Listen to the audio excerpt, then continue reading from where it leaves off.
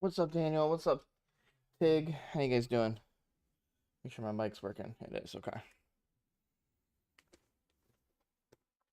Sorry I'm late, guys. My camera was not working.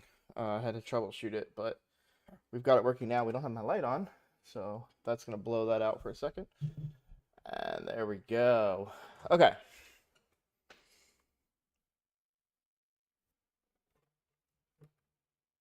Make sure my headphones are working. Cool. All right, we're going to be doing an account takeover here in just a little bit. I think they just messaged me.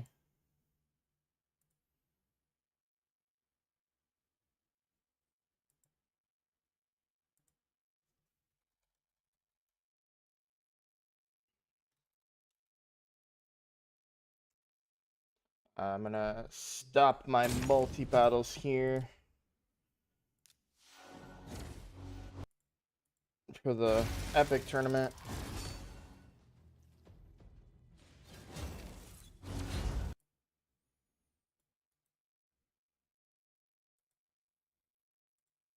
I'm going to black out my screen as well, just for the privacy of the account that I'm about to take over. These are going to finish up. Once these are finished up, I'm going to swap on over. Get a drink going here.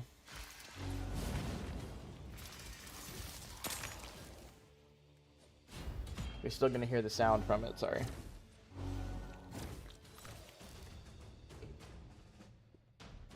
All right.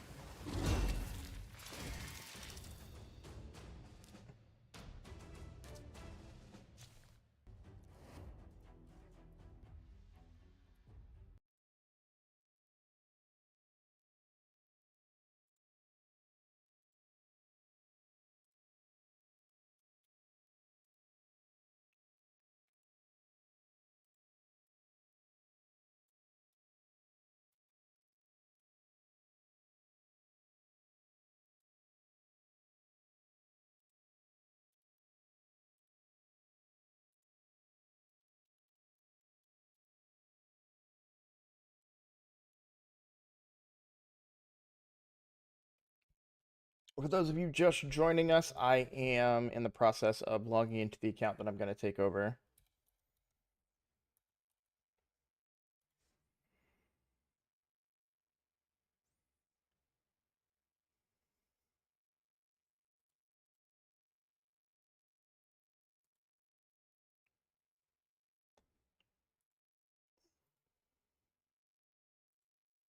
All right, we're logging in right now.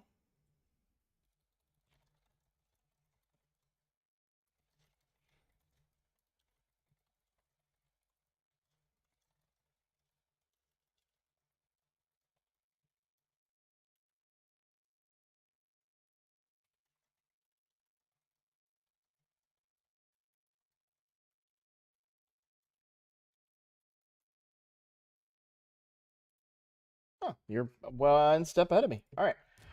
Feel free to use any resource as if it was your own account. This is my first playthrough, so don't judge too hard. No judgments. No judgments. We are not here for any judgments whatsoever.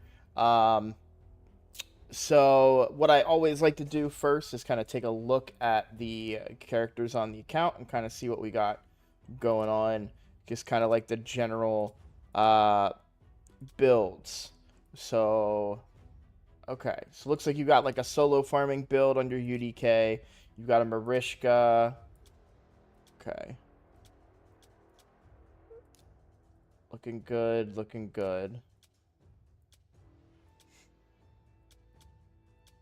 I see you're doing, and I guess it makes sense on Mithrala too.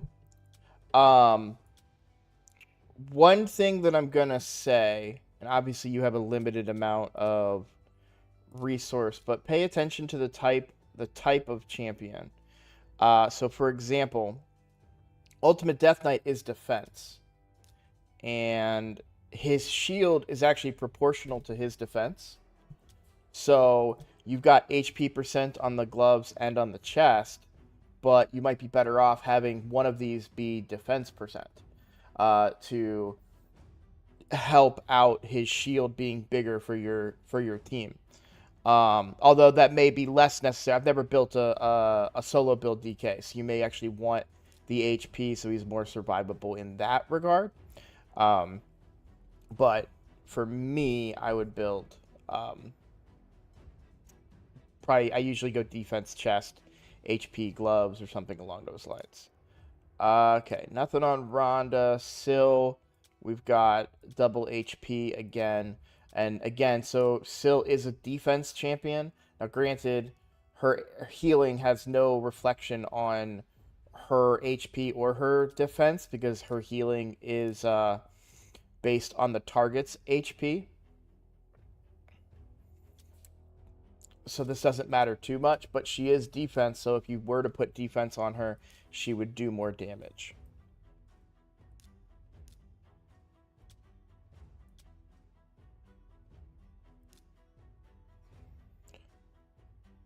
There's some really nice champs in there that I've not built yet, mostly because one's, again, focused on faction wars. Okay, so you're focused on faction wars right now. Let's take a look, though. All right, you've used, looks like you possibly used a key today.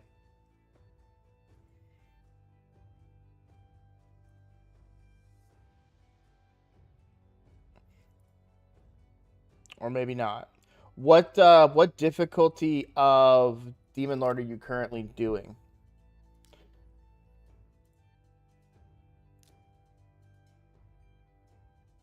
If I know you've told me this, and partly I don't remember.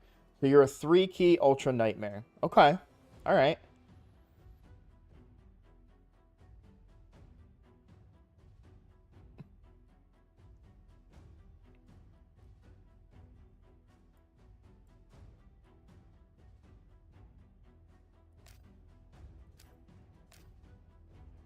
That's not the team. Okay.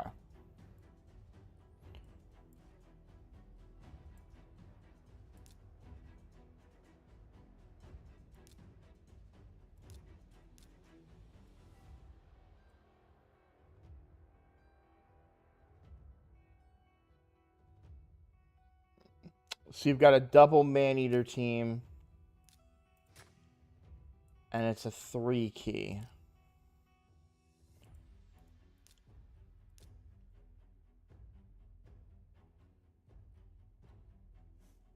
Okay. Now, I've never rocked a double man-eater team, but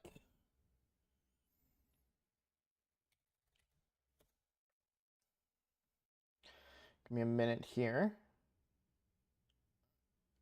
All right, man-eater.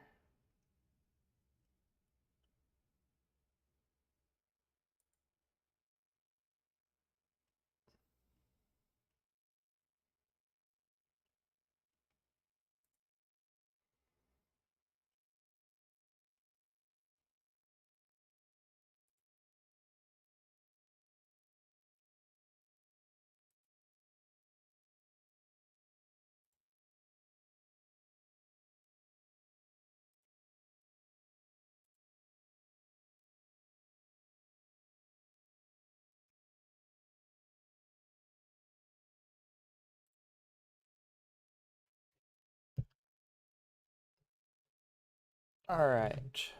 I've got a double man-eater comp up. So this is Deadwood Jedi. I assume you're familiar with it because you understand, man-eaters being good. But this is the first one that I found. It could be a better one, but fast double man-eater, both in the 240s. I just want to take a look and see what we're looking at here.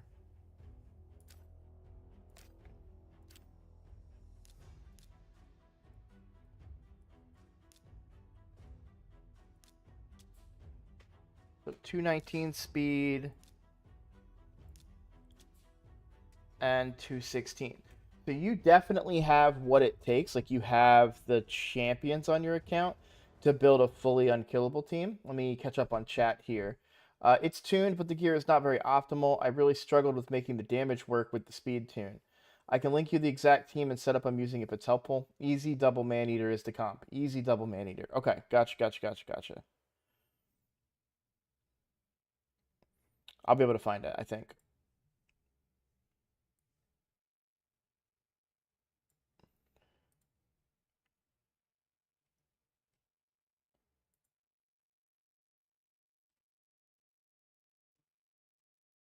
easy double man-eater. Okay. So 218, 213 speeds, and then DPS, DPS, DPS.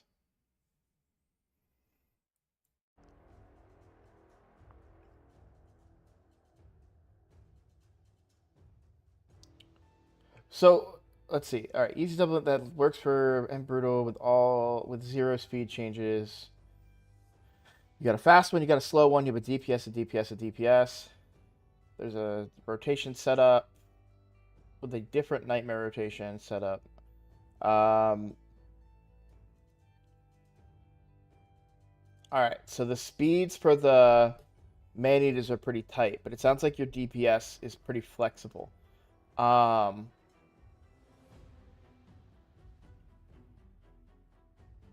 so let's talk about an unkillable team for a second.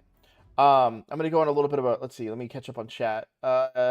Easy to have vaults are full of epics if there's possible better champs. Okay, so something to think about when it comes to unkillable teams is actually the greater kind of so unkillable teams are great, but they can also be a hindrance on your account sometimes. What does that mean? Well, on my main account, I run an unkillable team. Now that team used to run Mishinaki in that team. The problem was that the Mishinaki being on that team had 160 speed. That's far too slow for Mishinaki to be effective in any other portion of the game, right? So what I would recommend is you really want to make sure that the champions that you're using for damage, because they have to have specific speeds, meaning 173 speed in this case, you really want them to be champions that you only want to use for clan boss. Epics are usually really good use for this. Now you're currently using supports as your damage, if I saw your team correctly. So we come back to Ultra Nightmare, and we go to team setup, and we do, it was this one, right? Frozen Banshee, this is why Frozen Banshee is such a great choice for these, because Frozen Banshee does a lot of damage, but you don't use her anywhere else. Geomancer, however, is a bit difficult here because you're going to want to use him other areas of the game, and you're going to want him to have way higher accuracy than he needs for this fight. You're going to want him to have way better stats. You're going to want him to be way faster than what he is for this fight. Martyr is a great champion. Nothing against Martyr, but you're not getting anything out of Martyr's kit with this team, in my opinion. So Martyr, her big thing is counterattack, right? Well, your man-eaters aren't going to hit that hard because they have a specific speed tune, and it's relatively high for an earlier account. So you're looking at, over 200 speed. So you're likely not going to be able to get 200 speed with full crit rate, crit damage, all those other mechanics. You will eventually, but to start out, you probably won't get that. Geomancer doesn't do any damage with his A1, so a counterattack doesn't help him. It does help Frozen Banshee a little bit, but there's certainly going to be better options. So let's take a look and see what we have in the account. Now, I'm not necessarily planning on building anybody per se, but I just want to see who we've got. That's interesting that you've got 2 Vizixes. That's cool. If maybe a little unlucky. Now, I don't have chat up at the moment, so bear with me a second. And I know you mentioned some in the vault, too. So one champion I actually really like for an unkillable DPS is Razin. The reason I like Razin, you could just turn this off. This doesn't matter, right? It may hit hard, so you might want to leave it on. I'm not sure. But he brings decreased defense and weaken. So he brings the 2 debuffs that you really want in a fight like this, as well as a multi-hitter. And so you can have him in Giant Slayer, right? but that decreased defense and weaken is going to bring both of those buffs that you want, right? So you would build him, 173 speed or so. I know true speed is a whole thing. That's why I'm kind of looking here at the thing to my right. Now you don't have to worry about any healing or anything like that. So you're really just looking for raw damage. Rosin can do that damage, and he's also defense based. So you can build him for that. The great thing too is that if you're looking for low speeds like that, they're pretty easy to hit. Yeah, Feign is really, really good as well. I do want to look and see, because you already have Frozen Banshee. So I just want to look at other effects. Would it be a negative effect? Activate poison. Aha! So I really like this idea. I like the idea of Venomage, Rosin, and Frozen Banshee. The reason I like them is on the A1 of Venomage, on the A1, there's a chance to activate poisons, right? Now you can actually turn, you can turn this off. You don't need decreased attack, and you're going to get the decreased defense from your Rosin. So you can actually turn this off. You can keep this on because you want to apply the poisons, right? And then you'll get poison sensitivity from Frozen Banshee, but then you're going to activate those poisons as you're fighting. So I kind of feel like that's an easy DPS team that's going to put a lot of damage out for you. And the other thing about a unkillable team when it comes to Geomancer. Geomancer is great. He's one of the best clan boss damages. The only downside to Geomancer when it comes to damage is that he has to get hit to do that damage. All unkillable teams will only do 50 turns. So you're only going to do Geomancer's big damage 50 times. With the speeds that they are listing, you probably won't get too many extra attacks from the team per se, but I do like the idea of using regular damage dealers in an unkillable team versus Geomancer. Why is Geomancer so good in a Wixwell team? Because that's 1,500 turns. He gets hit way more times, and his damage, gets so much larger over that scale. That's not to say Geomancer's bad. He's not, and he's a fine solution, but I personally don't like keeping my Geomancer at a slower speed for an unkillable team when I would rather him be freed up for other areas of the game. So I like that idea of Venomage. I like combined with your Frozen Banshee because she's already built, right? She's already built. She's already mastered. She brings, you turn this off, of course. I'm sure you already know that. But she brings that poison sensitivity, and then she brings poisons on the A1. So combine that A1 with the A1 of Venomage, and you're gonna find yourself some success. Now, obviously, I won't be able to build that team here. We completely have to level up a Venomage, and we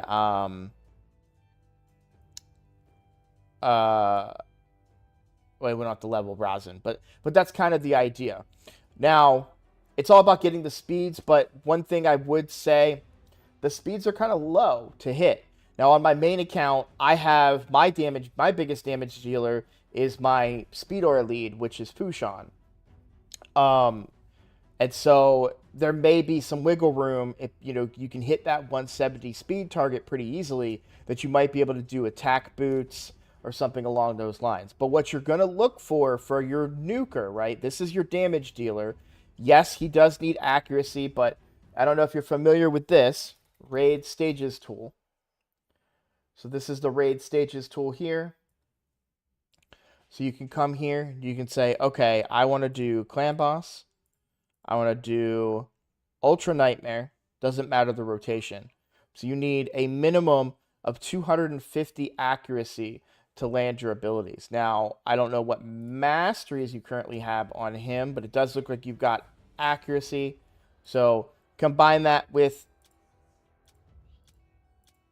a decent banner. Looks like you've got a nice 5-star one here, right? That's going to probably get you close, and then, maybe some accuracy pieces in there. So that should get you the ability, because you do want this to land. And this is going to increase the damage that everybody on your team does, because they're going to reduce the defense and you're going to apply weaken.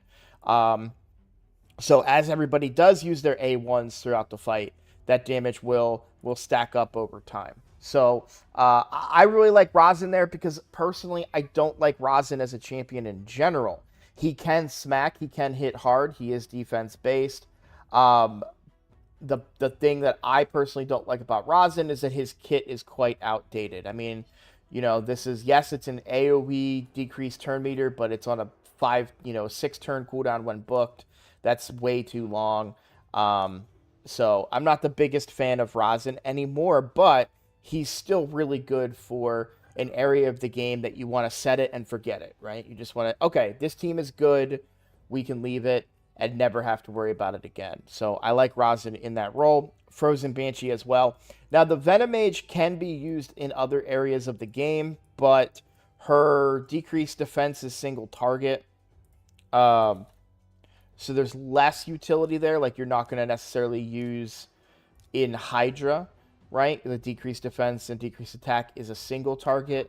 This is an AoE hit with AoE poisons, but poisons as an AoE are less meta these days than others. So that would be my recommendation for your clan boss team. I think once you get that team up and running, that's going to open up a lot of doors for you, and should be pretty consistent.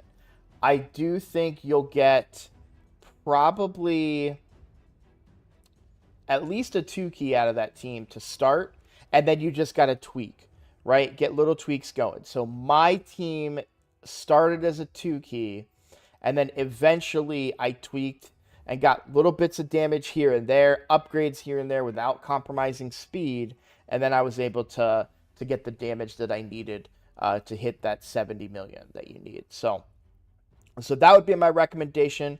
Like I said, I'm not going to build anybody here, but that would be the easiest. Now, if you didn't want to go that route, some other champions that you could use in that same regard, a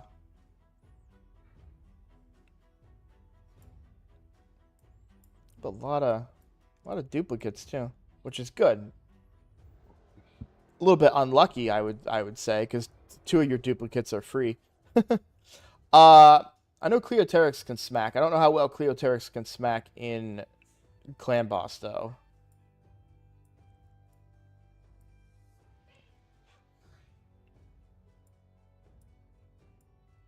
There might even be better teams at some point down the line. One of my favorite damage dealers in regular Clan Boss is Perekin the Fat. You could also consider that. If you didn't want to go with any of the ones that I mentioned, I use Perekin the Fat in my team. He would pair well with a Frozen Banshee, and he would be... I would almost prefer Perekin, arguably, over Frozen Banshee. Now, you lose the poison sensitivity, but you gain that ally attack. And then you also get that crit rate and crit damage. Now, what's great here, this may not always be up, but it can allow you some wiggle room with those crit rates too. So I would keep that in mind. Farrakhan's been in my Clan Boss team. He replaced my Mishinaki that I just mentioned and proved to be very, very effective for me in that way. Now, you were asking, so what do you want to talk about next? Because I know you asked me a couple of things.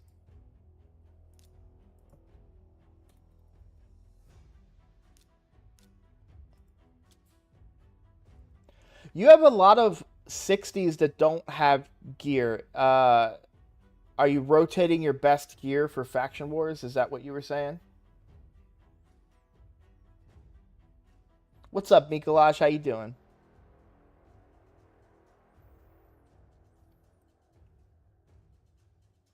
You're rotating. Okay.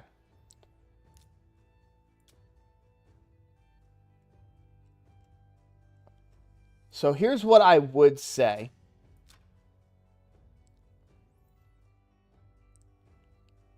I am impressed. I'm very impressed with your progress in Faction Wars. How many days is this account?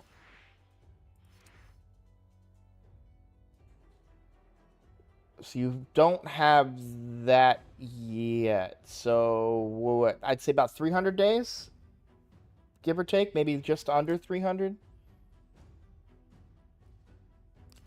You look at how many fragments we've got of Eric's. No, okay, so more than that. So probably like yeah, definitely 300 something. Wait, no, wait, you're getting Eric's. I'm stupid. No.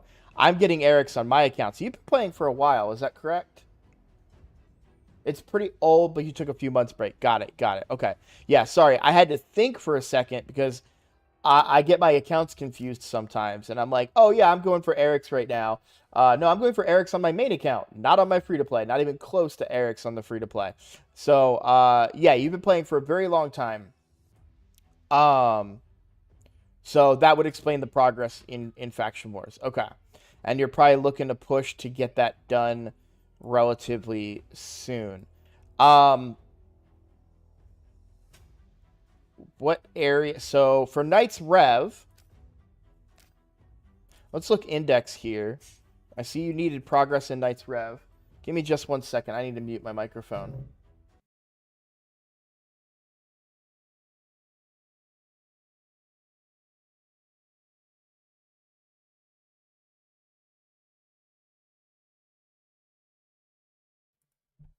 All right, sorry about that.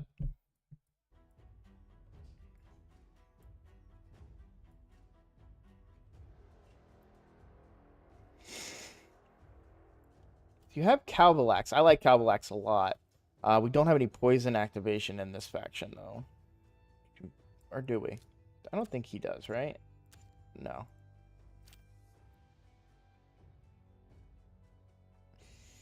Yeah, that's going to be a tough faction. Without even, don't even have miscreated either.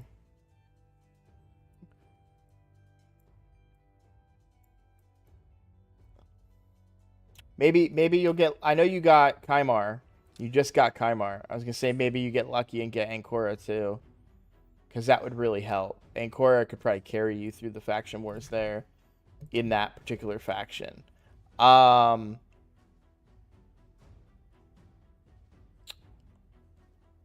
Undead is going to be tough. That last boss in Undead is hard. Sacred Order you should be able to do. I've seen your roster. You should be fine there. Sylvan Watcher, the boss, is going to be hard to 3-star. And Shadowkin, you probably just lack Shadowkin a little bit. Yeah. You have a lot of the epics, though, which is really good. So the boss is going to give you a hard time. But Genbo, Nogorio, Toragi, that combination, those three are really solid here for this faction.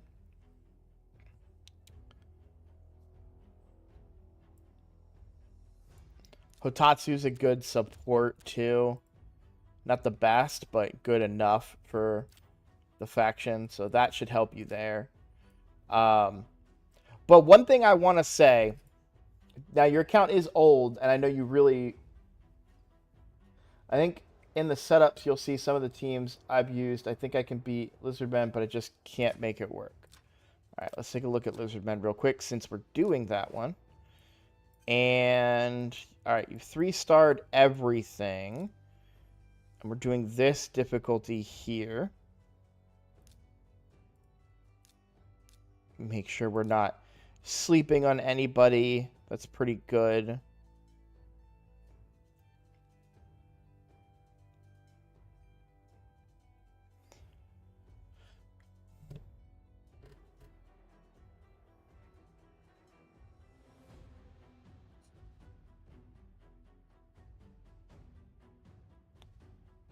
I do think since you're going to level the Venomage, you're going to see your damage go up. Basilisk is a good solo champion. I don't know that he's really going to give you the damage you're looking for.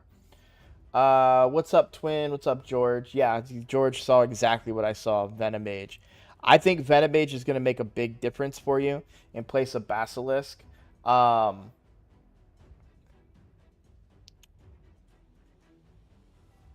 yeah, Slixus is a good nuker too. Thank you, ASAP. That's a great mention there. So, also leveling and building out the Skull Lord will be pretty good for you as well because he's going to have more HP and more defense that way.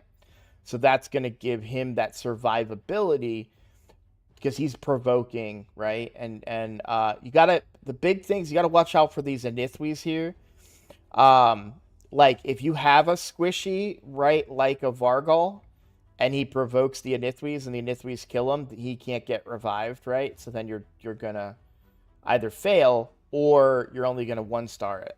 So you want to make sure that your team is tanky or you have some form of crowd control to keep them in line. And this is where, like, yes, you have crowd control out of Rosin, but it's on such a long cooldown. Basilisk in Provoke.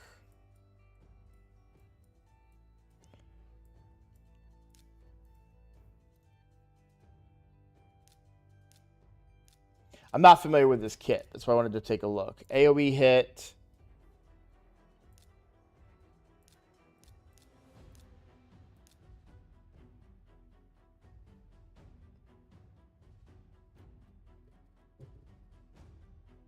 I think the Valk waves are what's really killing me. Yeah, that's going to be trouble for a lot of people. Control is what you're going to want.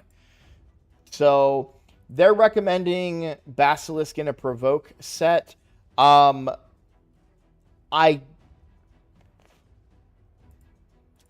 That's not, I mean, okay, I like a stun set personally in those scenarios, but provoke set would be fine too. If you're gonna do either one of those, make sure that you're getting the mastery for it. I can't remember what it's called. I think it's one of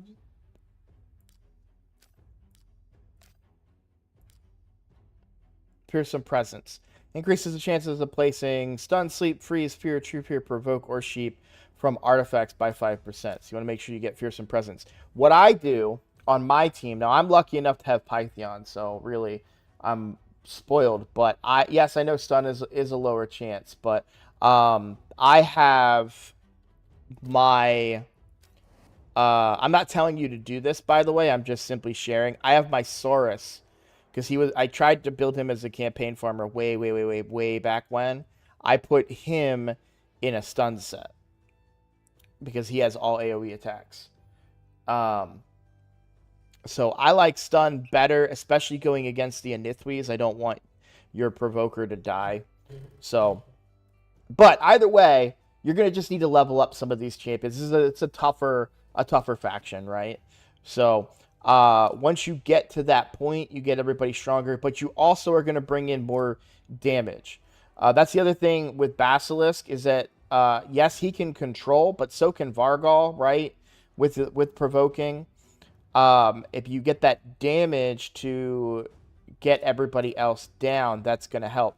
Now there was a question in chat about Aox. I love Aox, but the best thing about Aox's kit is mostly going to be his ability to extend debuffs when he takes damage. That's going to be a little less viable here for wave clearing content, but I do like the team that you have. I think Venomage is going to give you more damage, and yeah, so I would probably go Venomage, but it's really tricky because you do also want to have a way to kind of crowd control those waves. So,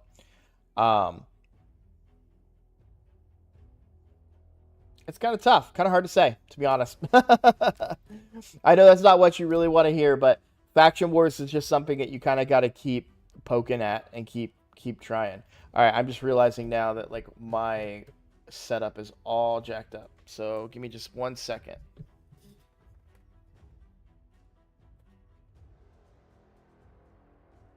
I don't know how my camera managed to move the way that it did, and I need to handle it up just a hair.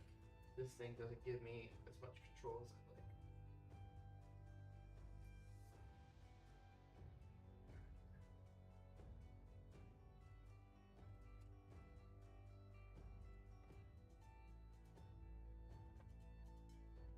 All right. Better. I'm still too low, so I went too high.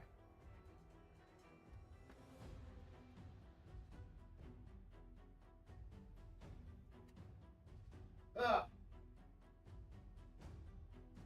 Love my new camera, but it's so much more work these days. All right.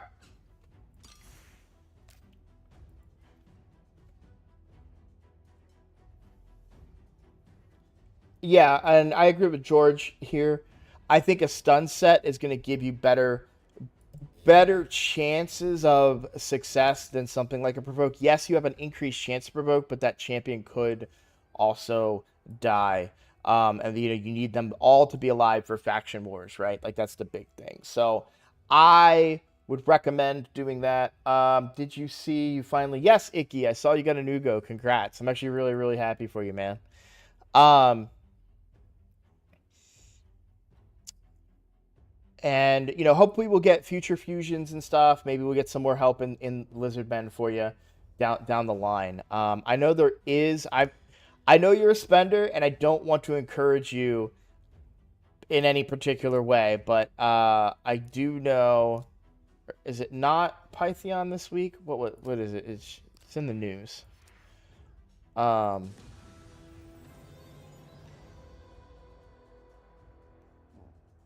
Okay, so Python was the other day.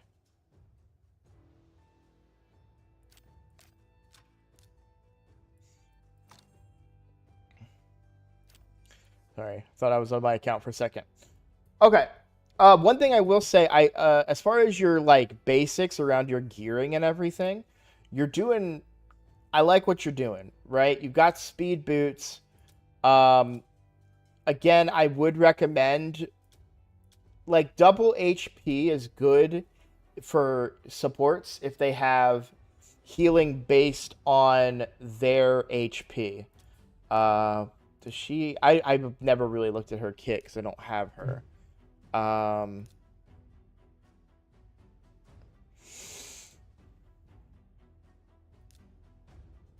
so strengthen and shield. Okay. Um, the first example that comes to mind is Python, just because I've had him for so long on my main account. But you'll see. Sorry, Python is not the right example. Dungeon to farm to improve your account. Well, give me a second, and we'll definitely talk about that. Um, the thing about double HP, the best way to mitigate damage in this game is defense. If you're going double HP, you don't have that damage mitigation. Now, obviously, I already mentioned the benefit on Death Knight, on Ultimate Death Knight, is that this shield is going to be bigger because it's proportional to his defense. Now, in the case of Mithrala, her shield is proportional to her HP. So having more HP is nice, but she is then squishier because she lacks the defense. She also does less damage because she is defense based, right? It's all over the place. Honestly, I really struggle with what to keep and what not to keep, and that's why you'll see a lot of gear hoarding. You are not a gear hoarder. Right out the gate, I'll tell you you're not a gear hoarder because you only have 1,000 gear instead of 1,500. If you were a gear hoarder, you would be right up to that 1,500 point. So don't feel too bad about your gear hoarding, as you called it.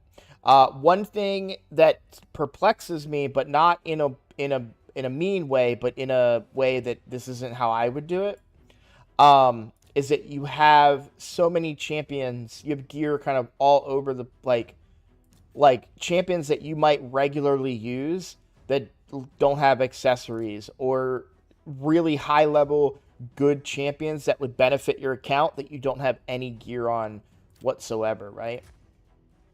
And you explained it, right? You're swapping gear around for faction wars and stuff like that.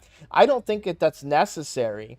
There is so much gear, and some gear is better on different champions than others. So you kind of want to build accordingly and have a broad roster, in my opinion, right? Like, for example, we're talking about putting stun set on Basilisk. You're not necessarily going to need a stun set um,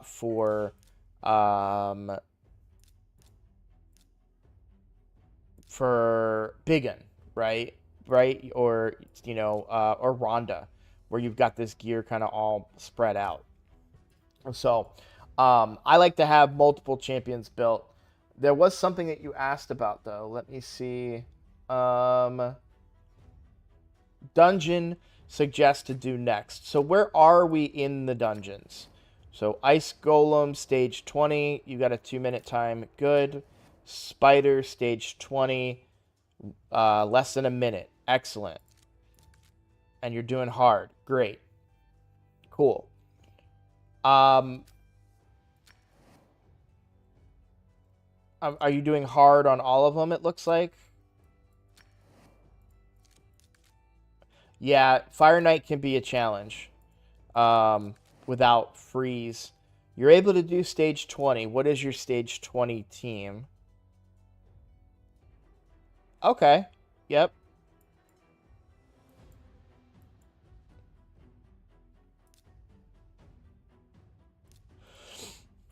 Given your roster, this makes perfect sense.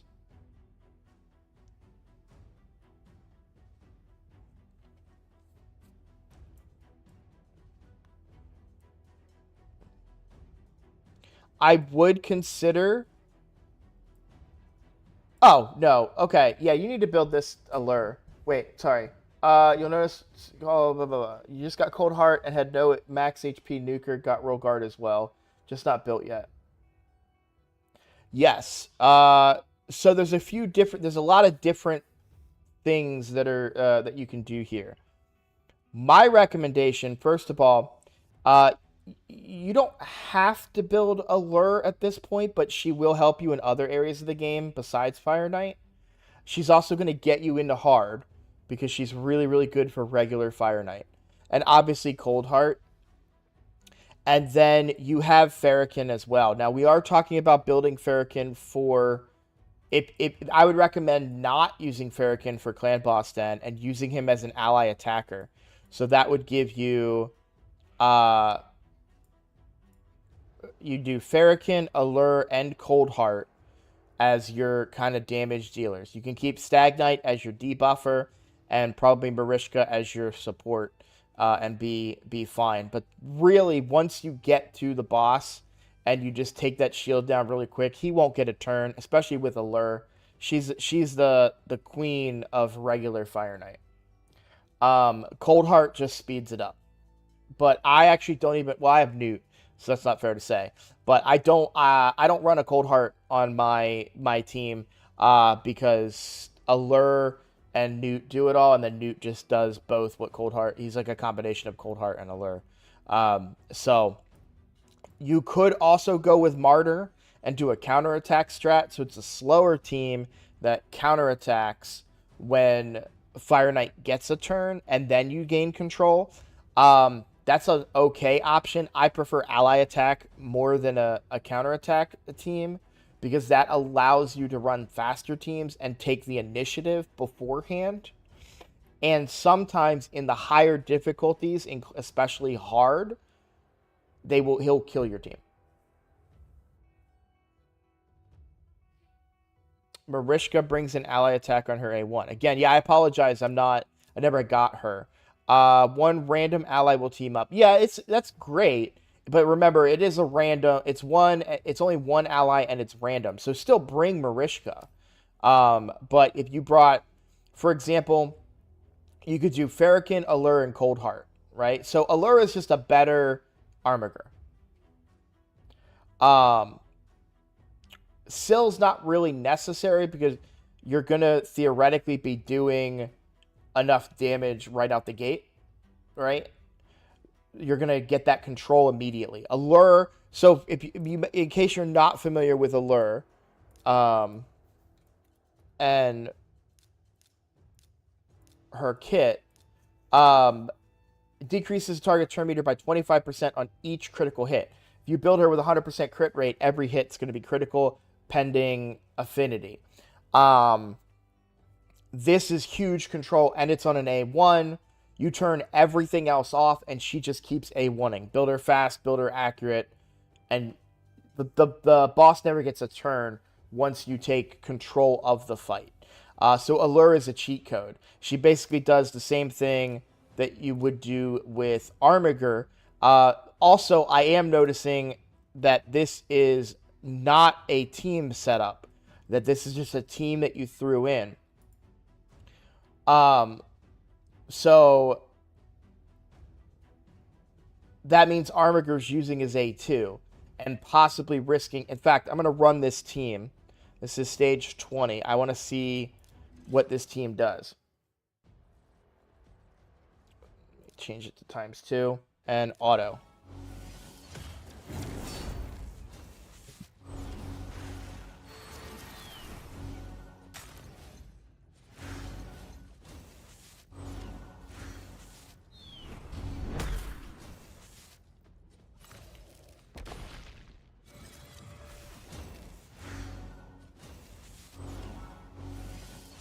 You most likely took it off. Okay.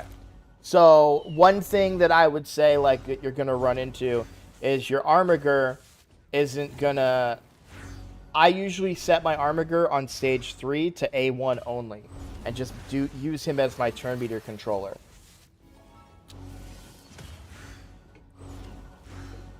So, all right, let me actually back out of this. So let's talk. Sorry for wasting a little bit of energy there. So, as far as Fire Knight 20 goes, we're just talking Fire Knight 20. We're going to include everything, all right? And I'm just going to theory craft a team here on what I would want you to be able to do. So obviously, those waves took a really long time, right? And you asked me about this already. So we've got Seer, and you just today or yesterday got Kymar. So I would put them in the team for sure. That's going to get you through the waves, but they're going to do some other stuff for you as well.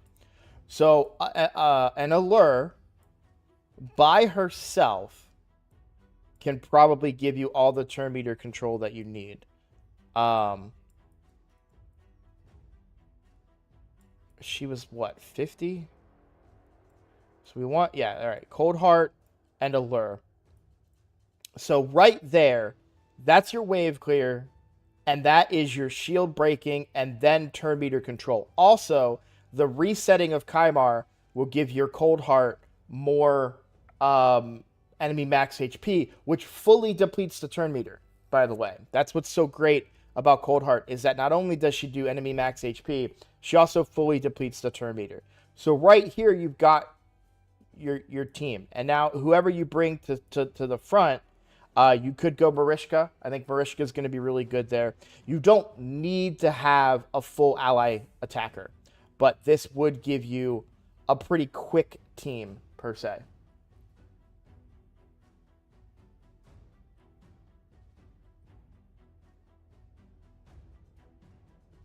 Yeah, I agree with Brad. You have really nice champions. Okay, let's talk about Seer. Seer is actually very easy to build. Very, very, very easy to build. I'm going to explain why.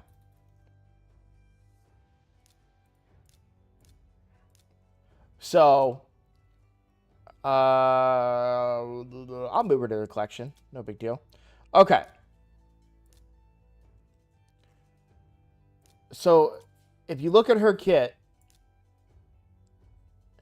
this attack is based... Now, it says enemy max HP. We all know that in reality, she just does a ton of damage based on the number of buffs that she removes, right?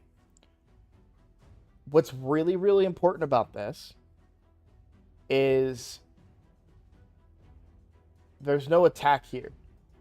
There's no defense here. There's no HP here. Her damage just scales.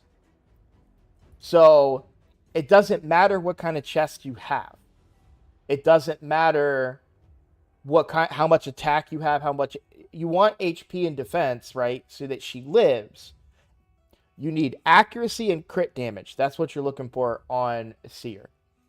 You do need a little bit of speed on her, but the reality is that if you're building your team right, then and you're either controlling or doing whatever for the waves, you'll be able to get the damage out of her. So let's take a look at the fitting room here.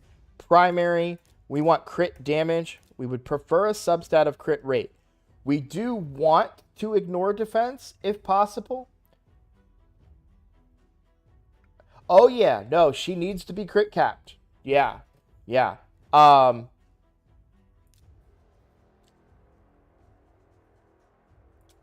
I don't want to take any. So that's the thing is that's a bad habit. I'm not saying you have to get away from it, but I would recommend trying to get away from this idea of constantly removing gear from all of your champions. So we're gonna go crit damage gloves. Let me go back to the fitting room. I just want to be in the fitting room, not the preset manager. So crit damage gloves. We'd like to have some accuracy on it. The rest of the stats don't matter too much.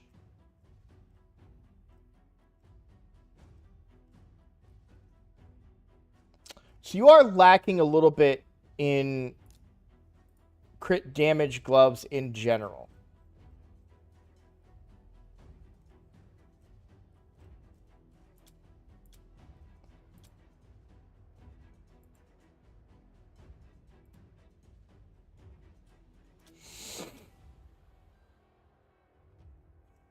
I really want some 6-star crit damage gloves. Let's try that and see if I can make something else work with that. I like to start with gloves. That's just me personally. Crit rate, crit damage. We're looking for substats now. I do just want to see if we can do Savage. We might not be able to. I certainly don't want to take that off.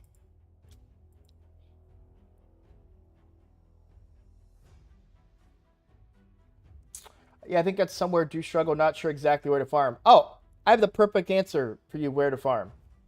Let me play around with this just a little bit and see. Try on. This has accuracy. That's huge, right? You said I could spend some silver, so I'm only going to do level 12. I'm not going to do anything crazy with your silver. That's perfect roll right there. Beautiful. Beautiful roll for a seer. And obviously we don't have any masteries. Again, here's crit rate, crit damage, and speed and accuracy. This is another great piece for a seer. Get that crit rate there too, right? Now, this one's not leveled. But we do have that. So what I would do now would say, okay, crit rate, crit damage, hide set filters, prioritize my crit rate. Give me the highest crit rate while not sacrificing any crit damage, and I'm looking at these two areas here. So we've got speed boots with high crit rate and accuracy. That's awesome. And some more crit damage, right? And then a chest piece. Pretty high crit rate here. But remember, this primary stat doesn't matter. Defense is good. HP is good. It doesn't really matter. You're just looking for that crit rate and crit damage. So with just this random build here, we're at 68%. You could get up to 73 with a Slayer piece in the accessories maybe. A few more lucky rolls, and you might be able to get that crit rate up. But you don't have to do this, right? You don't have to do that. That was just a Savage build. But you don't have to build her in Savage. I don't have her in Savage on my account. So now let's go crit rate, crit damage. Well, first let's do crit damage gloves with crit rate and accuracy. We're going to do, for the sake of building her, we're going to do this. So fitting room, we're going to do this. So we've got, they're only level 12, but you've got crit damage, you've got crit rate, and a little bit of accuracy there, because you're going to need that, right?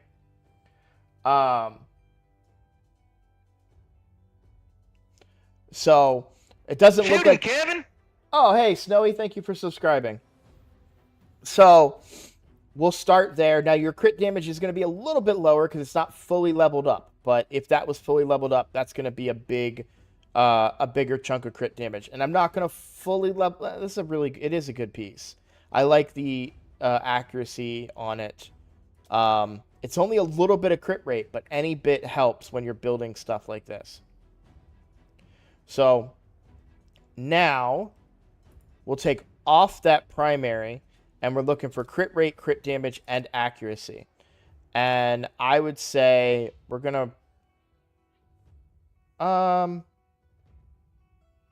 yeah, let's just take a look. Great piece here. Actually, let's look for a perfect piece. All right. So this is what I call perfect pieces, right? So you have everything you want. You have crit rate, you have crit damage, you have accuracy, and speed. That is everything that you want. That's a perfect piece for what you're looking for right there. Now, I think that is your perfect piece right there. So now what would we take off, right? We do need the accuracy. We could take off speed and then kind of see there. What I really like is that this piece completes a speed set for you, right? So you get that crit damage, you get a little bit of crit rate, a lot of accuracy, some survivability too, which can be pretty handy on her. And we get a little bit of a speed boost too. Now our crit rate is getting a little bit low. So now I want to prioritize crit rate and say, okay, for these next three pieces, I want really high crit rate. So we've got really good boots here that are going to give you a big boost to that crit rate. So we can take boots away. And now here we've got another 14% crit rate.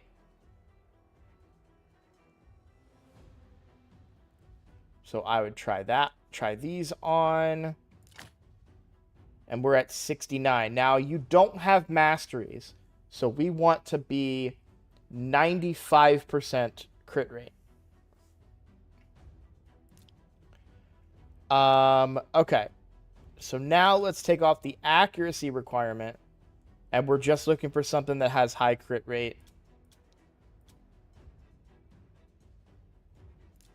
And I'll take this to 12. Let's see if we get an additional crit rate roll. A little bit of speed. But we do that. So we're at 80% crit rate.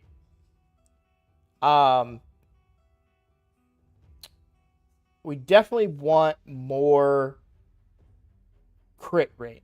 Now, we did prioritize accuracy quite a bit, but we can get accuracy from banners and other areas, right?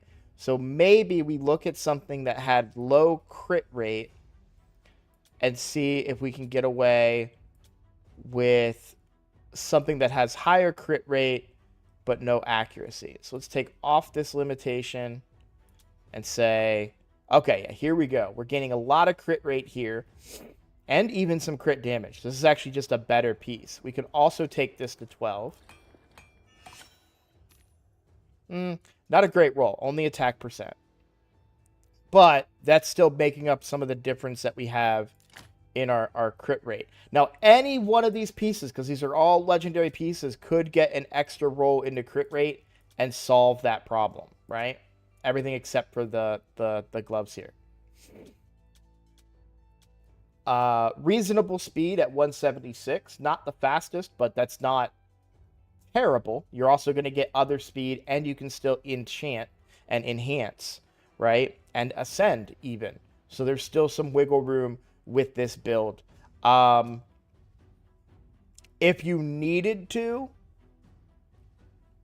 but I don't think you do, you could take off this weapon here. Let's see. I would not compromise your nuker. You certainly wouldn't want to do that. So, as far as, yeah, you're really just hoping to get one more roll into crit rate on one of these.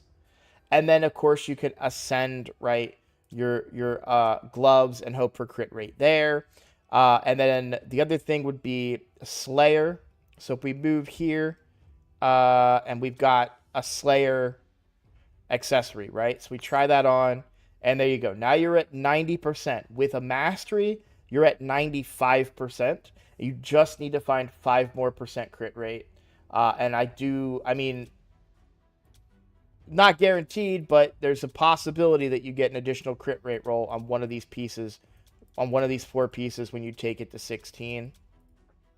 But you could also just ascend and get the extra crit rate there. So a few different ways to get what you're looking for. I did want to look at a chest, though, and say, I want crit rate, Actually, let's just do crit rate chest, right? And let's prioritize by crit rate and hide set filters. So we're looking for 5 more crit rate. We would sacrifice a little bit of crit damage, but we could do this. That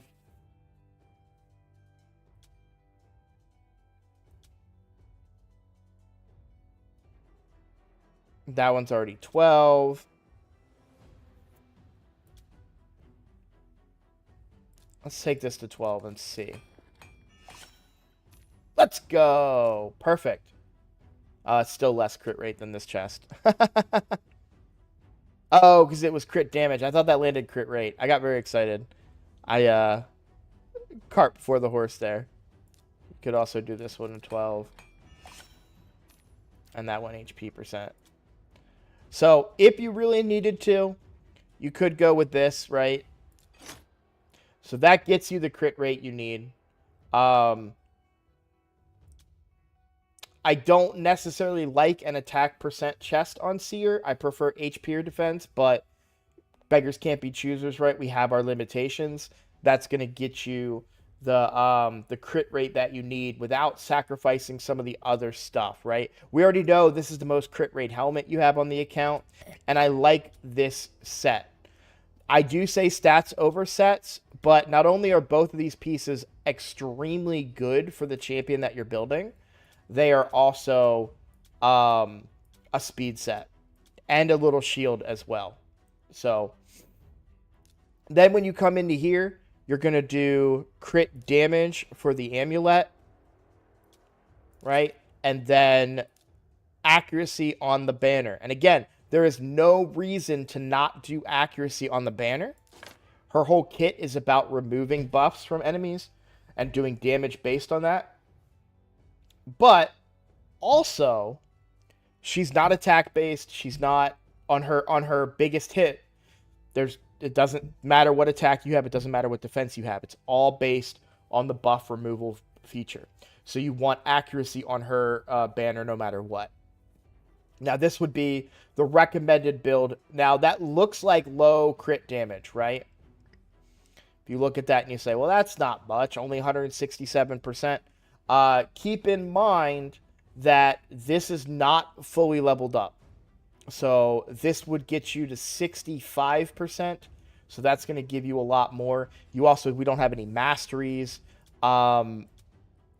And there's other ways we can do ascension as well, right? We can ascend here and get more crit damage out of it.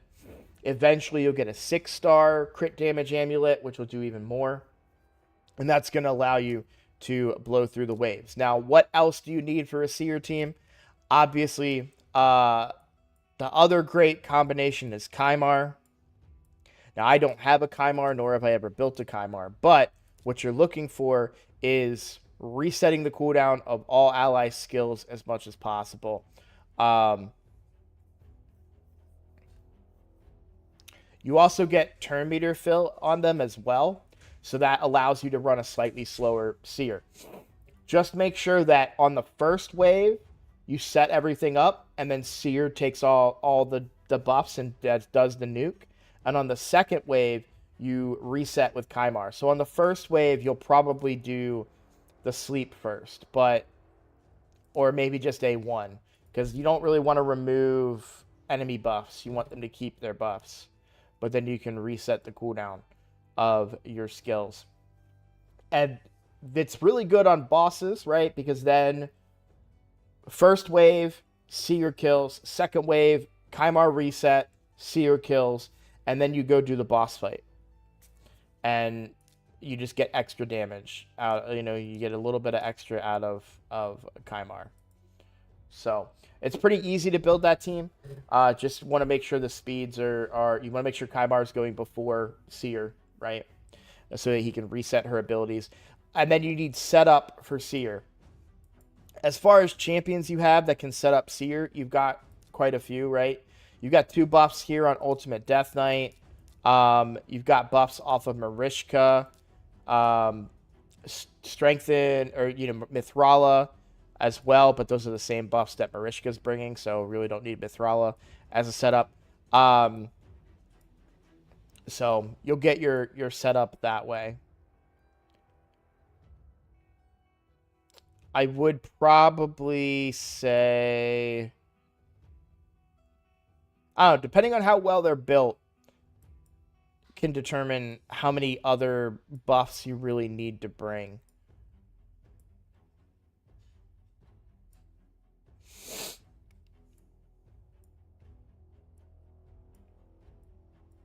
You can also get more damage out of your Seer with Kymar by having Kymar sleep them as well. Because of that mastery.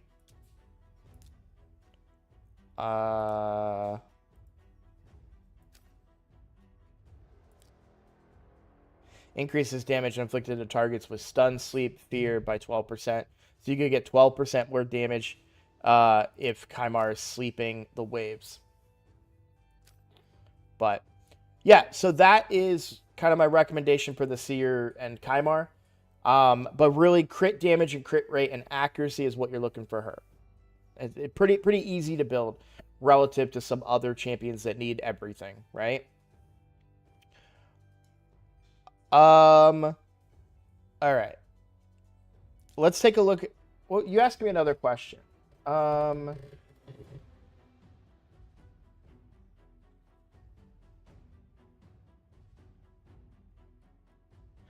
will say that with your roster, I think one of the reasons that you're struggling is because you're moving gear around so much, it can be really hard to keep up with. It's also why your silver is so low. I know you're a spender. Based on your messages, you're a big spender. So to see such low silver, not a concern, but is definitely noticeable. I do want to take a look at, so good. Okay, I was gonna say the daily gem pack. This is a great area to invest in. This monthly pack is incredibly good. You've told me how much money you spent. I'm not going to share that with everybody. That's your business. But not total that he spent, but total that they spent in the game so far, or for recently. Sorry, that's what I'm trying to say. Either way, I'm back when I spent money. I don't do this on the main account even anymore, but this pack is really good.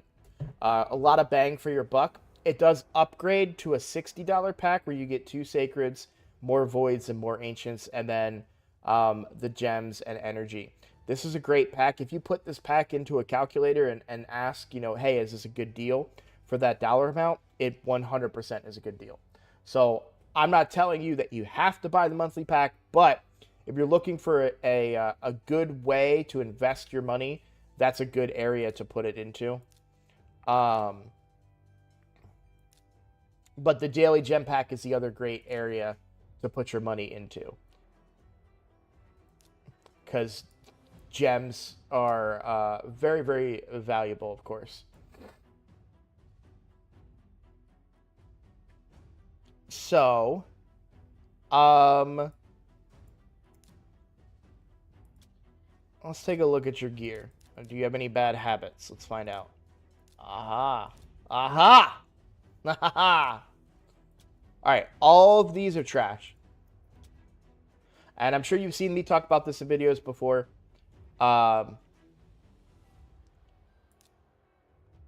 So those are all flat stat.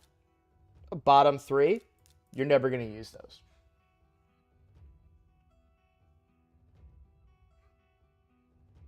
Yeah, you do sell those. Yeah, they get through the cracks. I've got a few on my account too. As far as gearing goes, you're doing all the right things. I like seeing that you're taking stuff to 12.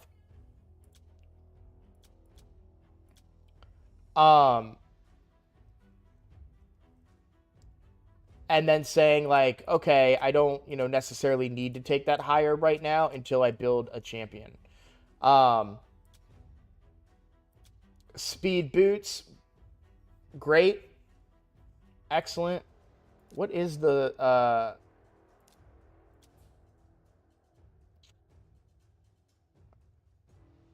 So, I have one objection to this build on your Hefrack. Love Hefrack. Use them on my main account. Great nuker. There is a recommendation from the community because he does give crit rate, right? So I'm sure you're thinking, well, I only need 70% crit rate on him. However, an important distinction is that this passive, if the passive triggers, but this is the self buff is not on, then there's only a 70% crit chance when the passive triggers. So if you have an ally that dies in your arena team, where are we at in arena, by the way? Gold 4. Okay, what team do you run? I'm going to refresh here. And... okay, I love this team. This is a very basic team, right? You're going speed into... all right, so Arbiter, 314 speed. That's respectable.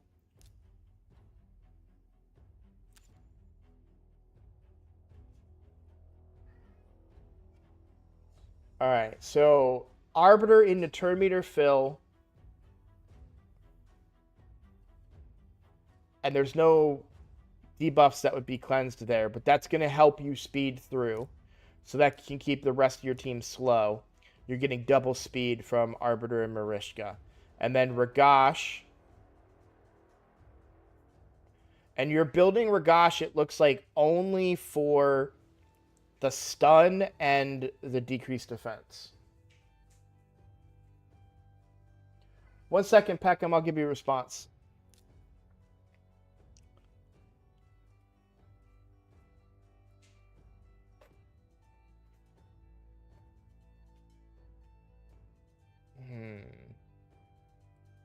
With the team you're going with, this is fine, because no one else on your team is going to die. So I'm not super worried about that. His passive is never going to go off with the team that you're running. I like this team a lot. By the way, Ragash can smack in his own right, so you could consider building him if you can make it work, which I don't think you can on your account right now, but if you could make it work, you could get a lot of damage out of him, as well as getting the debuffs placed.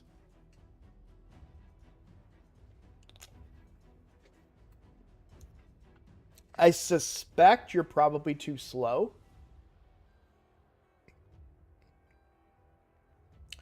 I would also argue that if you're just going for the decreased defense... all right, so let's not do this team. Let's find a reasonable team All right. I'm going to test this one here. And let's see what happens.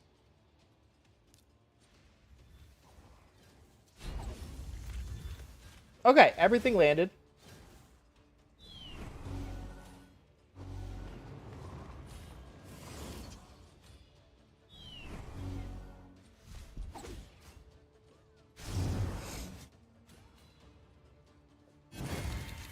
Why did we do such little damage?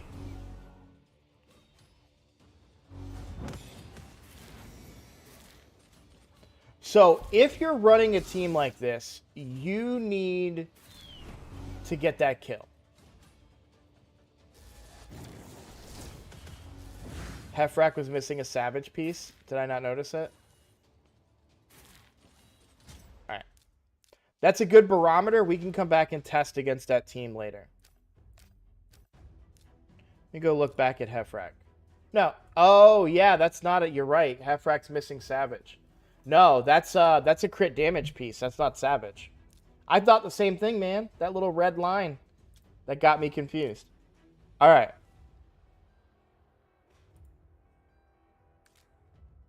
Let's go look at some Savage here.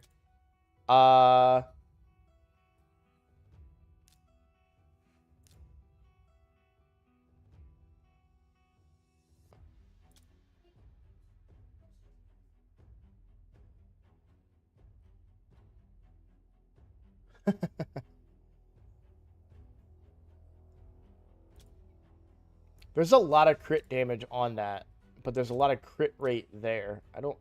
Well, so the thing is, okay, we need to make a decision, okay? So you either go 100%. Oh, you don't have any.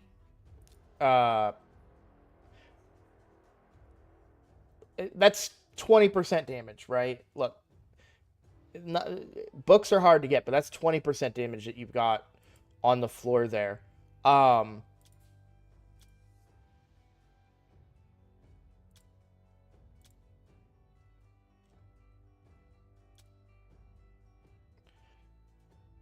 Yeah, so this is instantly, by the way. Like, there's no reason to not 16 this.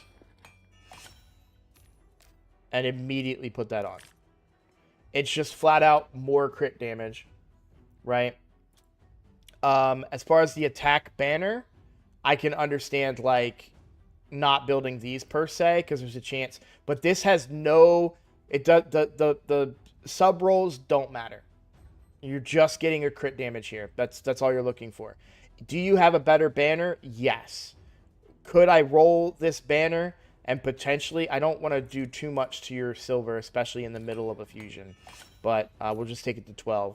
So only speed there, right? So this actually might be more attack than what this banner would be because it has attack percent with it, right?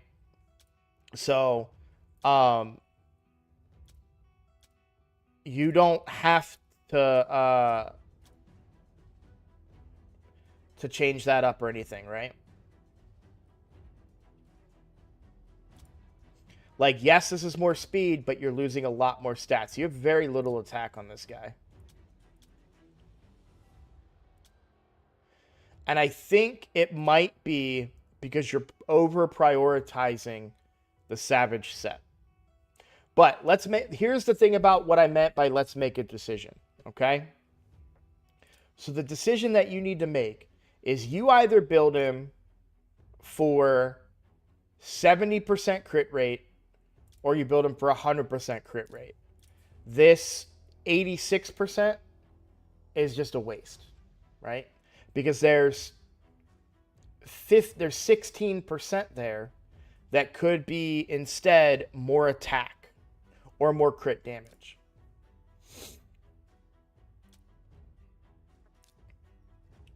Don't want to do too much to your silver. So let's go to the fitting room. Let's just try and build something without Savage. Well, first of all, let me see what I can do to complete the Savage. I don't want to lose all that crit damage. So I think we're looking at a shield here. And we have 16% wiggle room. So we want something that has crit damage. That's too much.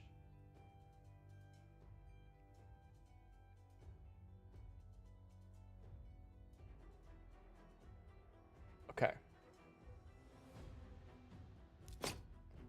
So if we did that, we still have 6% left to play with. And we're at 257% crit damage.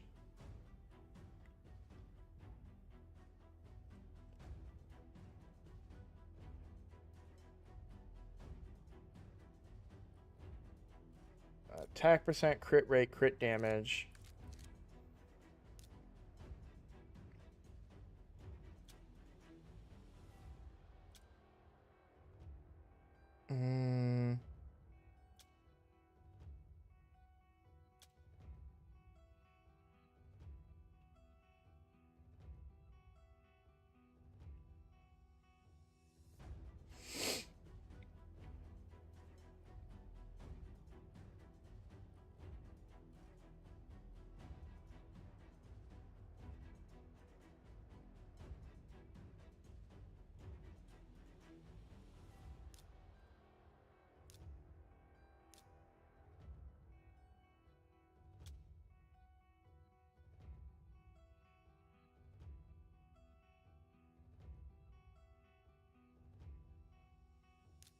So, as far as I can tell, this is the best build you can get with Savage.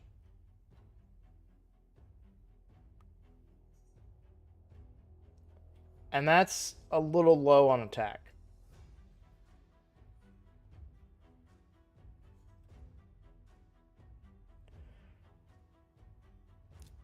So, let's start over. Let's look at fitting room here. What if I went stats over sets? So let me find a perfect piece, right?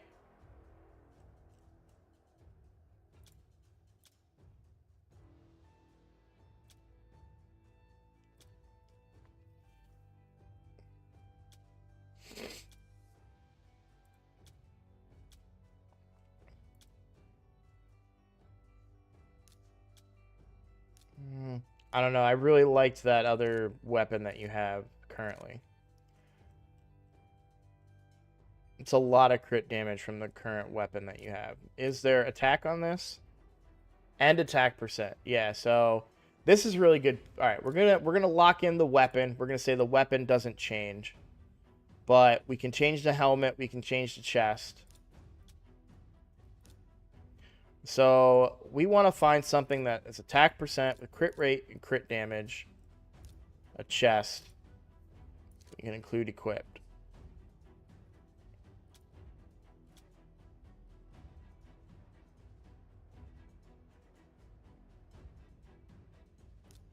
Go back to the fitting room.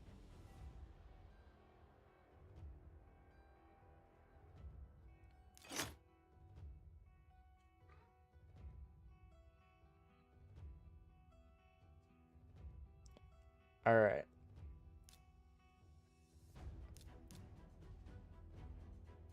Now, there's probably a better gloves, but I'm going to assume that there's not for now. So let's just do a helmet. We want crit rate, crit damage, and attack percent helmet.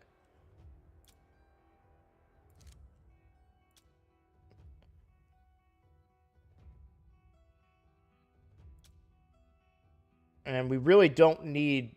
Let's take off the crit rate requirement and just do crit damage. And then...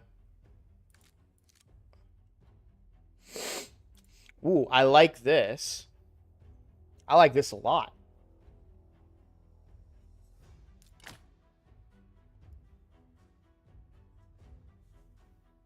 All right. So now we're 1% under our crit rate goal. Take off the attack. So now let's look for a shield with crit rate and crit damage.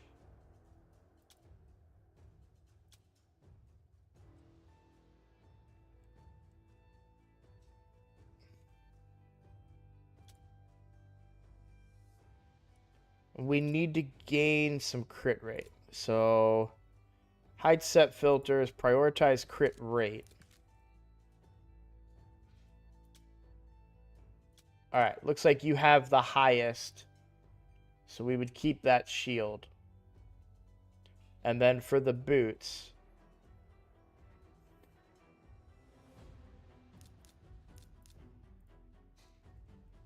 take that off, and we go primary stat speed. And we can't really afford to take that off. Now, I'm okay here. So,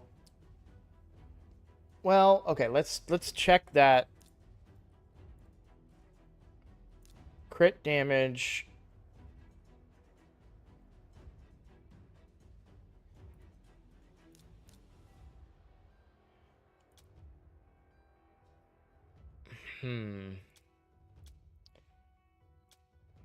So I'd like to see crit damage with at least attack percent.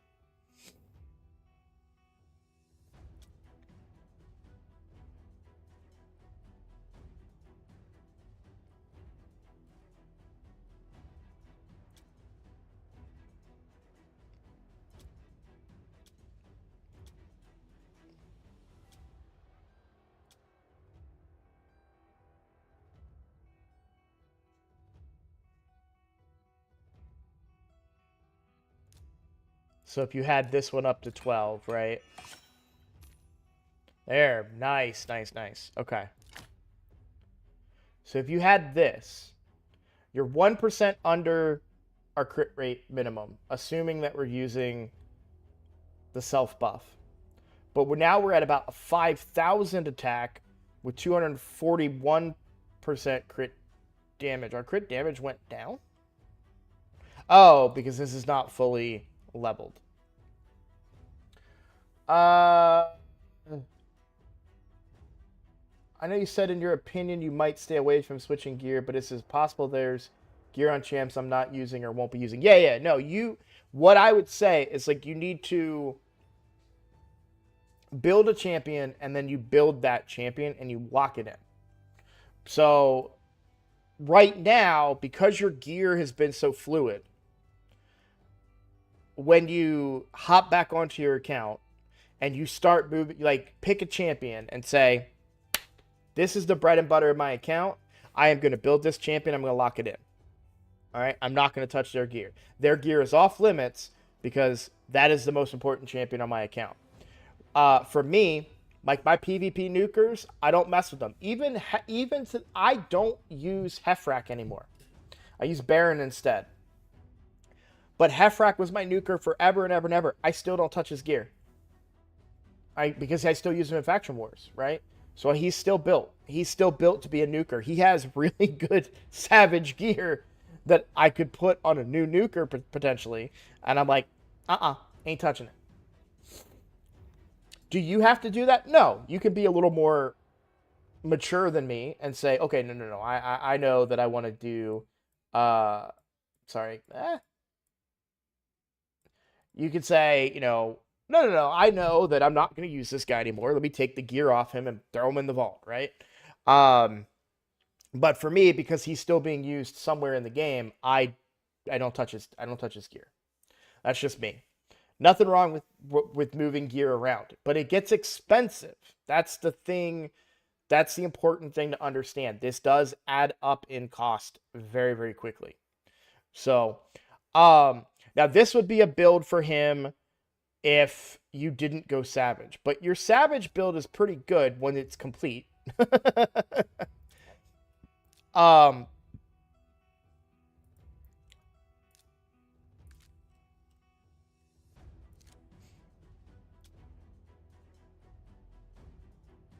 What's our wiggle room right now? We've got 16 wiggle room.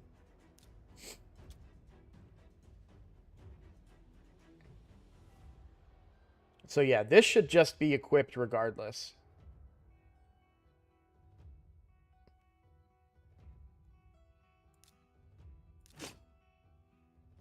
All right, let's go try again.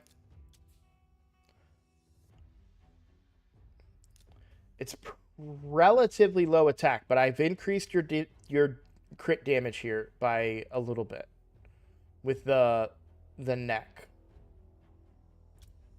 We'll take this to 16 too and see if it'll be nice to us and give us a crit damage roll. I mean, I can't be mad at it, right? It's just, you know, I'd love for that crit rate to be used somewhere else in the kit. All right. Let's try that fight again.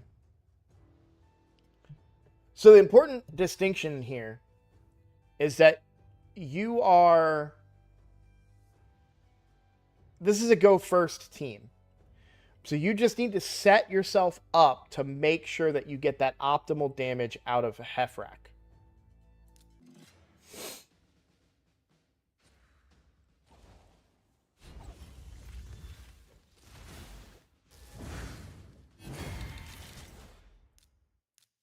He should be hitting so much harder than that.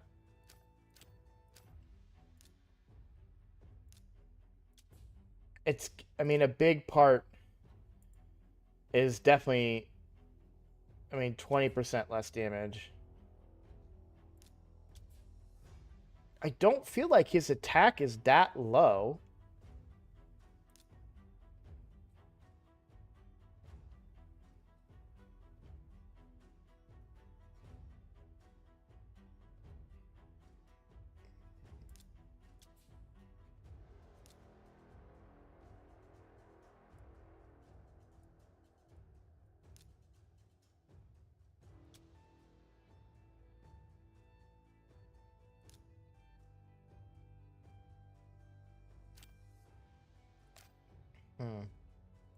That's tough. That's really tough. I'm not sure what's going on there. I really feel like your Hefrak should be able to one-shot that particular team. What masteries do we have? Yep.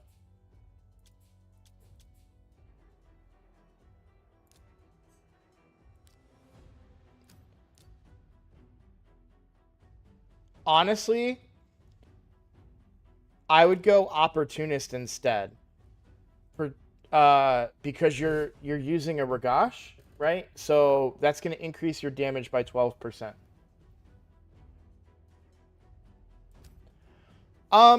Don't... I wouldn't... I mean, yes, farm... Oh, you had a question, and I told you I was going to give you the answer. Where do you farm? Right? Your question was, I don't know where to farm. I have the exact answer for you. Tournaments.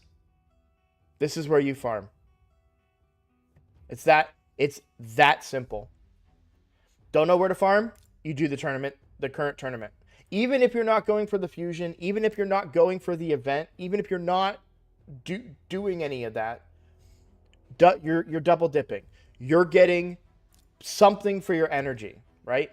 Even if it's just for, even if you do get these 5 fragments and you just use them for High Mother Mod, or if you just get up to the soul coins or whatever, this is free resources for your energy usage. Farm wherever the event is going. And by the way, they tend to coincide things with that, right? So Savage 2X is coinciding with a Fire Knight tournament, right? There's a possibility they might do a Speed 2X or something, or a 3X during a Dragon tournament or something. I always farm whatever tournament is active. That's where I farm. I have silver, need to spend it. I farm the active tournament. Plain and simple. Very, very easy. My recommendation for how to progress on this account. Do you play on PC or your phone?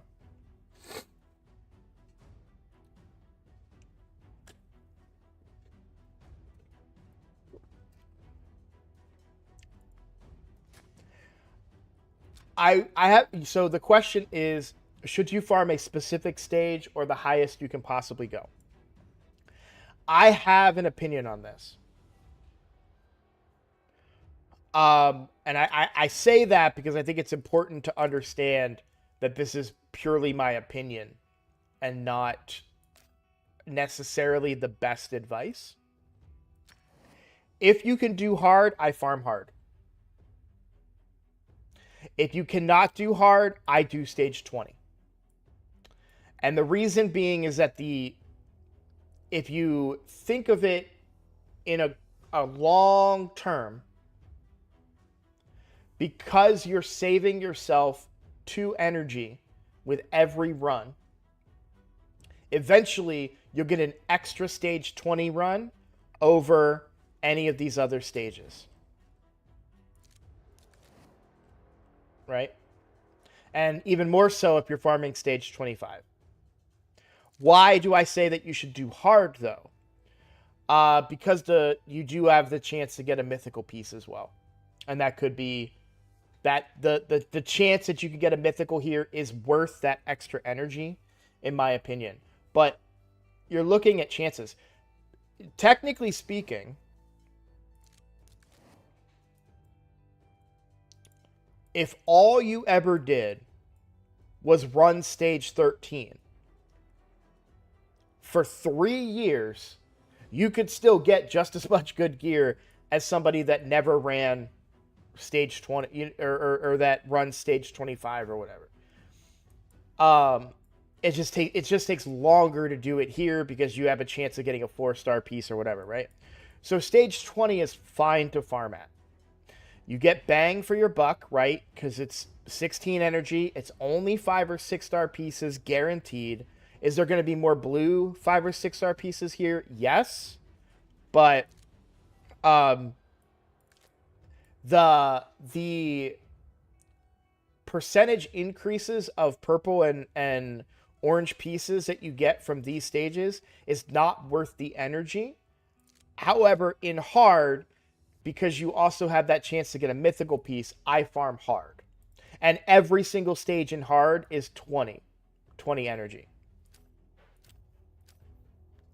So the other thing I want to say is during Clan v Clan, you farm Spider. Spider gives you, I think, 800. I think it's 400 points per 20 energy spent. So 800 for a super raids, I think, off the top of my head, at stage 10. Stage below that is 750, I think. This is all off the top of my head. I could be completely wrong. Or it might be 700. Not 750. But that's when you want to farm Spider, is during Clan v Clan. You could also farm during Clan v Clan. You can do Sand Devil and Phantom Shogun's Grove. Now, as far as Sand Devil goes, I don't really have a team to recommend for you for Sand Devil because on both my accounts, I use a new Godseeker team. You don't have either of them, as far as I could tell. I didn't look to see if you had a Godseeker. You do not currently have a Godseeker. So I don't have a recommended team for you there. I would Google and do some research for a Sand Devil team. But you do have the makings of an all-rare team. I assume you have a Paragon down here somewhere. Maybe in the vault. Okay, we don't have a Paragon, so you would need to get a Paragon. But you could definitely make a... I have an all-rare team. It's a video on my channel that is stage 25. Even that was before the nerfs. It's all rare. It uses 2 cold hearts. You have 1 cold heart. You could do cold heart and any other DPS. It's just going to be slower, but it'll farm stage 25. But you need a Paragon, which is you'll have to get, and then you need a is it Gnarlhorn?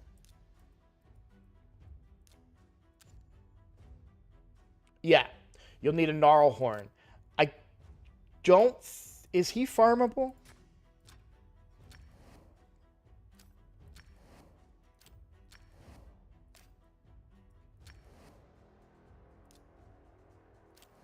No, it's Greybeard that's the farmable one, isn't it? So you'll need to get a Gnarlhorn and a Paragon. But once you have them, you'll be able to do that dungeon. That's the other thing. That's why I was asking if you played on PC. So on PC, I'm gonna be careful about this because I don't know if this is gonna give away any of my information. Um, there is the Hell Hades optimizer, and I know you've expressed some concerns about your information and stuff, but this doesn't. You can do it free, and they don't even really need, as long as you run the optimizer while you're playing, they don't even really gain access to any of your account information, not your password or anything like that. But I'm going to log into my optimizer really quickly here, and I'll kind of show you why it's so good. So, okay. So this is the optimizer for my team, okay? So this is called the team optimizer. Now you can see I actually just used this to beat Amius the other day on my main account. But let's say that I'm trying to find a team for Fire Knight Hard Stage 10. Now this already has all the champions that are on my account. And it says, here you go. Here's a Fire Knight team for Stage 10. I have 2 newts.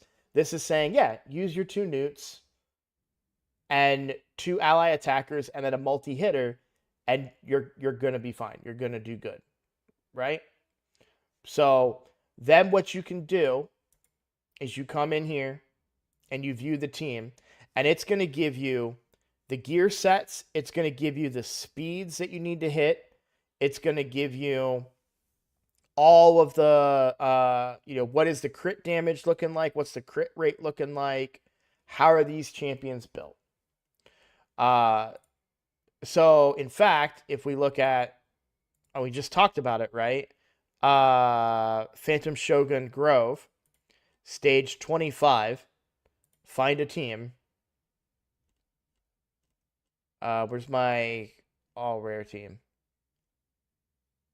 Here's a version of it, but I actually have a better version. It's in here. So you can also say, all right, well, I want to use a champion. So you must include Paragon. Apply that filter. And there we go. This is my team, but instead of 2 cold hearts, it uses 2 newts.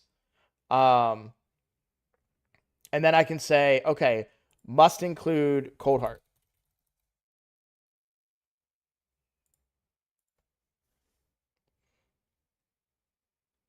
And there you go. Now these teams are just doing it better because they're using a newt. Newt speeds it up. But you can find that team. So again, this is another one. They use Mithrala as the cleanser. I bet you there's a variation of this that uses, instead of Mithrala, that uses Reliquary Tender. I don't think I can find another one with Reliquary Tender, but I wonder if I do must include Reliquary Tender, if I'll be able to find my team that way. But this is the team. Again, it's just using Newt instead of Cold Heart. But this is a really great feature that you can use to find. Here it is. This is my team right here. So I came in here and I said, okay, cool. This has, what is it, 80 battles, and it has never failed. So let's look at the team. And I said, okay, I need these speeds, 252 and 248. Hit it, right? They put Paragon in Toxic Set for more damage, but really all you needed to do is hit the speed there. So the speeds are really low too. Reliquary Tender is going to be the fastest. This Reliquary's Tender is at 284. I think mine's actually slower than that, and she still works. But very low masteries too. Very easy team to build, but that's how you can find teams to build. Let me get caught up on chat here. And I'm sorry, Peckham, I'm so sorry. I totally forgot about your comment until just now. Hey, RB, if you are free and okay, could you help me with an epic spider team for the tournament and maybe a general look over, maybe? I have about a half an hour left on stream today, so that is a possibility, Freak, because I'm almost done with Tig here. You use the optimizer, you just kind of struggle with it. There's a lot of guides. I would just get in there and play with it, but the main thing is to use that page, and they're going to give you champions. They're going to give you suggested teams.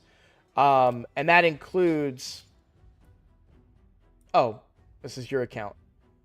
You should always have somebody in that. I got really mad at myself for a second because I thought I was on my account. Um. So yeah, use that. Watch videos. Watch content. Obviously, you're watching my content. You're gaining information from me as well. And I'm sure you're watching other content out there. But also, you did books are hard to come by, right? You have a lot of champions that are in need of their legendary books. The other advice I have for you is one champion at a time. I'm willing to bet that you're going to have books kind of spread all over.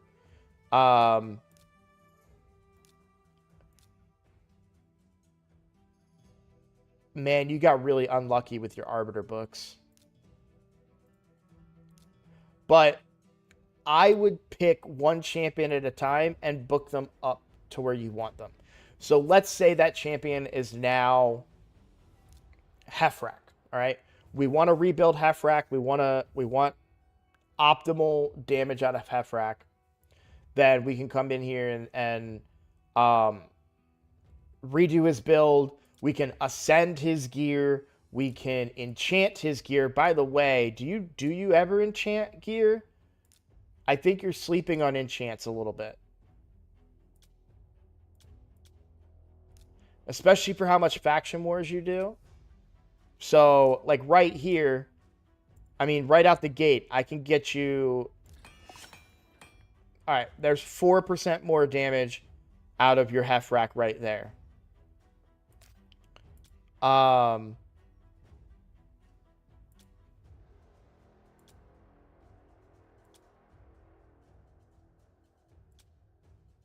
right, yeah, I do see that you enchanted there, but you've got way higher enchants than what you're currently using. So a 2%, you got 65 of these. I would come in here and use this until I get a 4%er, right? Max that out. This is your nuker. He is your best nuker. You want to give yourself the best possible chance to get high amounts of damage out of him, right? And so anywhere that you can gain a little bit of extra attack, however small it may be, you want to be doing that. In fact, I'm going to use this big one. That's huge. 38, take that. I wouldn't go for another 2, right? Again, here's another bit, right, that you can enchant. Hopefully we get a 4. I'll take a 4, right? Like, that's really, really good there. So that right there increased your attack by quite a bit. On top of that, I'm going to go ahead and do this for you. We're going to send... Come on. Let's go! We were looking for that little bit of extra crit rate, right? So we could actually keep... Now, I would prefer crit damage on that, but that gives us way more wiggle room in your build. And then on the chest here, again, we're looking for attack here. We got flat HP. That's fine. I'm not going to re-roll anything. On the boots, we'd be looking for attack or speed. Defense percent. Okay. But yeah, I would if this is your guy, you want to build them maxed out. So I'm going to block out my screen here. I'm going to log off of your account. And then I'm going to go over to my account and kind of give you an idea of what you're looking for, okay? So let me hop over. We're just going to go to my main account. We could do my free-to-play, which is a little more, relatable to your current account, but I do kind of want to show you what I mean when it comes to this stuff. So my nuker for PvP is Baron. Um,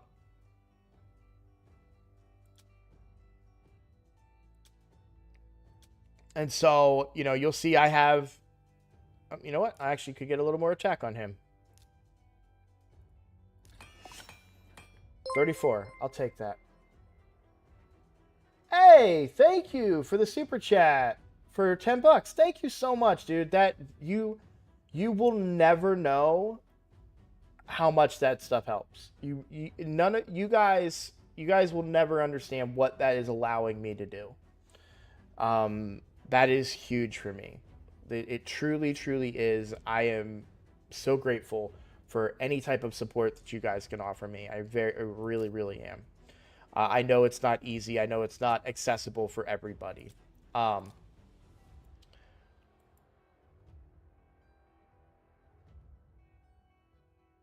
Okay, so back to what we were talking about. So I actually don't use Trunda in PvP. Trunda is used for Hydra pretty much exclusively, but you'll see like crit damage gloves with crit damage roll. I have been unlucky and have not gotten an attack percent on the chest, but I have gotten crit damage on the amulet. We've got attack on the ring with attack. It's mythical and it had a pre-roll on attack, so a bunch of attack there. So 7,000 attack is what I'm able to get, right? Now, I'll make a quick swap over to the free-to-play because I do actually want to show you my my Sun Wukong and the build I have on him to give you an idea of a build that you'd like to have for your Hefrak.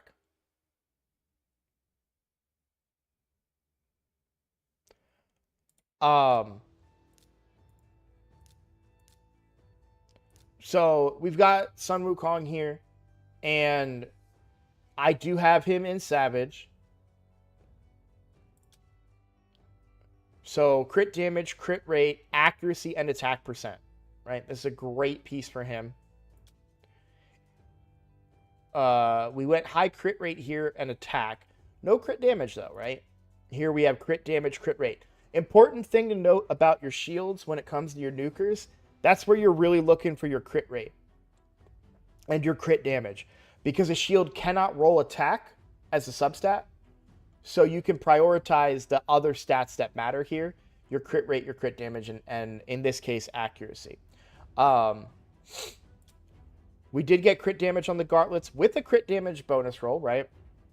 With attack percent, again, you know, you'll notice a trend. I'm looking for attack percent wherever I can get it. Now, I'm very lucky with this chest plate with a huge amount of crit rate there. But we even get a little bit of crit damage, and it is attack percent. Speed boots that did roll attack percent with crit rate. So you'll see I'm prioritizing crit rate quite a bit. I've got 2 different pieces that are just looking for crit rate because I want to hit that crit cap.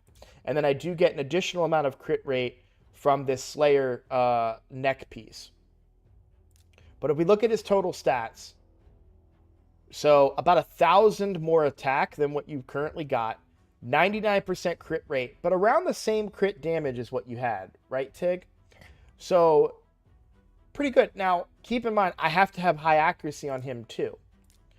But if we put him into an arena team, not dungeons, but arena,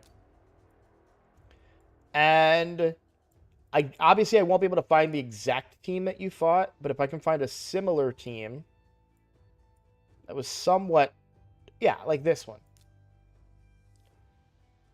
Now, Armand's does make a difference, but instead of running, think of it like this. I'm doing what you're doing with Ragash across 2 champions. So I've got Deacon doing decreased defense, and Armand's doing stun. So you can think of it like that. I'm going to take it off auto so we can watch the damage output here. And there is some built-in defense ignoring into Sun Wukong's kit, but we're going to stun. This is a pretty tanky team. I actually might not be able to one-shot this team, but I'm going to try. I'm going to cheat a little bit because I wouldn't be able to kill the Deacon or the Ultimate Death Knight here. So I'm going to get him off the board here. And we're going to place that decreased defense. And then we're going to shoot here. And I'm able to one-shot everybody, right? That's what you're looking to do with your Hefrak. Because if you're not able to do that with your Hefrak, then you're kind of hurting your build isn't logical in the go first thing, right? If you're building a go first team, but you can't one-shot the enemy team, then you're putting yourself into a disadvantage, right? So you want to make sure that you are giving yourself that opportunity to one-shot that team. It's trickier with Hefrak because of the way his kit works. It is trickier because Hefrak needs to get that second hit. And if he doesn't do enough damage on the first hit, he won't trigger that second hit. So tankier teams can be a little more frustrating to deal with. But you'll get there. You'll get there for sure. Yeah. By the way, another important thing is to understand that you really want to hit gold 5. So I would prioritize your arena team just a little bit. And the reason being that you're missing out on an additional 2% of stats across the board for your team. So I would recommend that. We didn't talk much about Hydra, but there is a really good Hefrak team out there where Hefrak is in a combination of Stone Skin,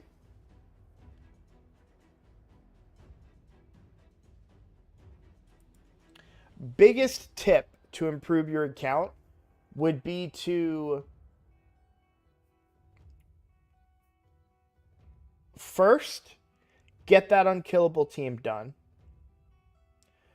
and lock in the gear on that team, get it done, right? That's step 1. You've got Clan Boss on farm, Ultra Nightmare, 1 or 2 keys. That gives you the ability to do Ultra Nightmare and Nightmare. That is going to be a big boost to your account. Unfortunately, I've already opened my chests, but that's going to get you more shards. That's going to get you more books. That's going to get you more resources for your account. Once you have that locked in, I would then pick a champion, one champion at a time that you want to focus on to find success. But build your Faction Wars teams to be Faction Wars teams because it rotates, right? You don't necessarily want to rotate gear all the way around. So, for example, my Skinwalkers team, everybody in this team, actually, nobody on this team is built, but anybody that was built for this team stays built. I wonder if there's a better example in Lizardmen. Yeah, so faction Lizardmen. So I have gear on Skull Vargal. Now I did take gear off of him, but this is all decently leveled gear so that he can still do some stuff. Everybody else, they're not important. The only person doing anything, this is like a solo Venom Age team, right? And I'm not looking to progress my Faction Wars right now. I'm looking to progress other areas of the game currently. Because that's going to make my account stronger. And Faction Wars will get there. So I'm not ignoring Faction Wars, but it's on the back burner. Certain factions I have found great success with. Sacred Order, great success. Barbarian, great success, right? And why is that? Because those teams just happen to have really, really stacked champions in it, right? So Deacon, Godseeker, and Wixwell. Oh, actually, no. So my whole Clan Boss team is Wixwell, Anchorite, and Godseeker. All of those work together, and that team is just enough to do faction wars with a little bit of help from Deacon. And the damage would be Constantine, but I don't think I use him there, so I probably have somebody else in that team. The Barbarians is all because of Armands, right? And Yakarl are both leveled, and Armands just carries that team. So you'll get to a point where you're going to have those teams be built. You're going to pull champions in those teams. Especially as a spender, you're going to be gaining champions as you go. I didn't see where your demon was, but now that you have what's his face, Kymar, you should do pretty well on demon spawn. I think you already had that 63, but yeah, you'll get there. You'll gain the champions for it, and you'll get there.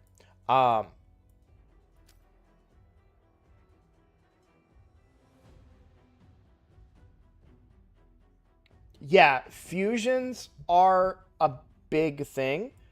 What's very important to remember about fusions for someone that's willing to spend money in this game is at the end of the fusion, they will offer you fragments that you need. Let's say you finish with 90 fragments. They're going to say, hey, here's 10 fragments for $30 or whatever. I'm not saying it's good value, but if you can't complete a fragment event, they're going to give you another opportunity at the end of it to get the additional fragments to complete it. But remember that you're changing some mindsets here too, right? And what I mean by that is now you're going to start farming during those dungeons anyways. So when you have a dungeon event going on, like Fire Knight, you're going to be farming that anyways. So you're not losing anything. You're just gaining more resources out of it, right? Which is a good way to look at it. And I think you're going to find when you build one champion at a time, it's going to give you a little bit more... what's the right word for this? You're going to find...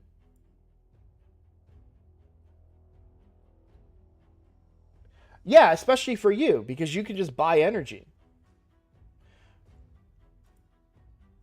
So on my main account, I don't buy energy on that. I buy gems, and I buy energy with the gems. But yeah, like, I have 1,000 gems. This is my energy. I don't have any energy stockpiled. By the way, this is a gear hoarder. I have so much gear that I can't even get it out of the chest, right? But this is my energy stockpile right here. This 1,154 gems, that's my energy.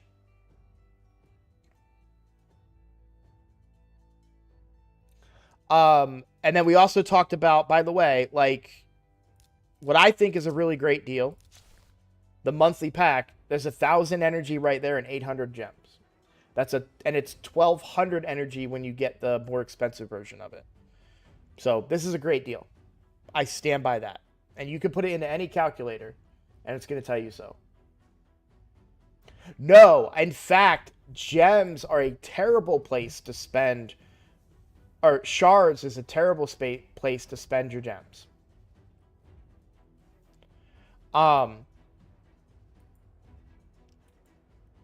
Because of how much energy you get, right?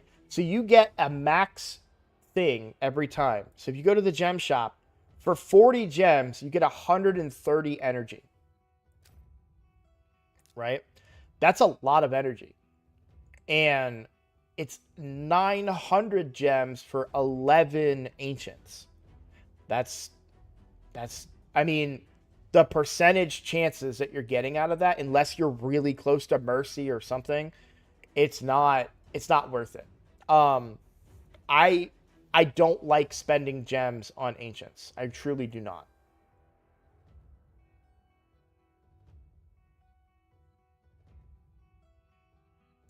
Like, in fact, I just got on my clan about this recently, that during Clan v Clan, people were spending gems on ancient shards And they could have got more points doing spider with those gems.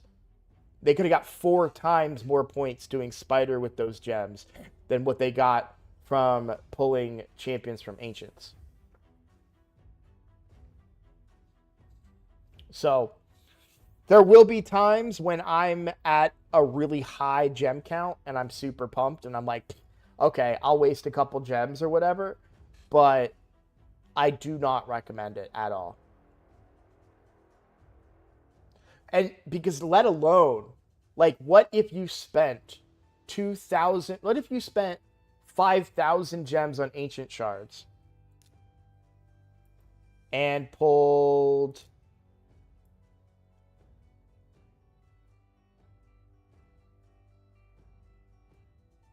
Tyrant? Tyrant's fine. I'm not trying to dog on him. I just picked a random faction. Yes, he gives you an AoE HP burn. So do a lot of free champions. Right? And yes, he gives you ally protect. That's kind of less used these days, right? With Wixwell teams and all these other stuff that's coming out. So that would be somebody that I would pull and be not thrilled about. Right?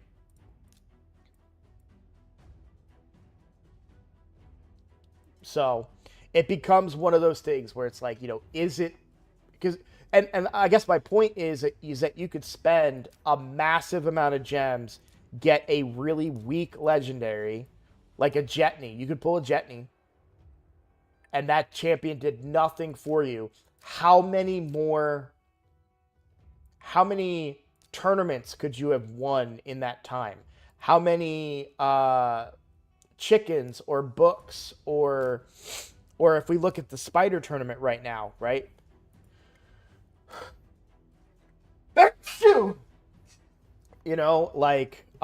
There's a lot that you can do with those resources. How many fusions could you have done where you would have guaranteed the champion that you would have got instead of getting a Jetney or a rather weak champion? You could have got somebody that you knew what their value was, right? Like Armands. Armands would have changed your account in 1,000 ways if you had Armands.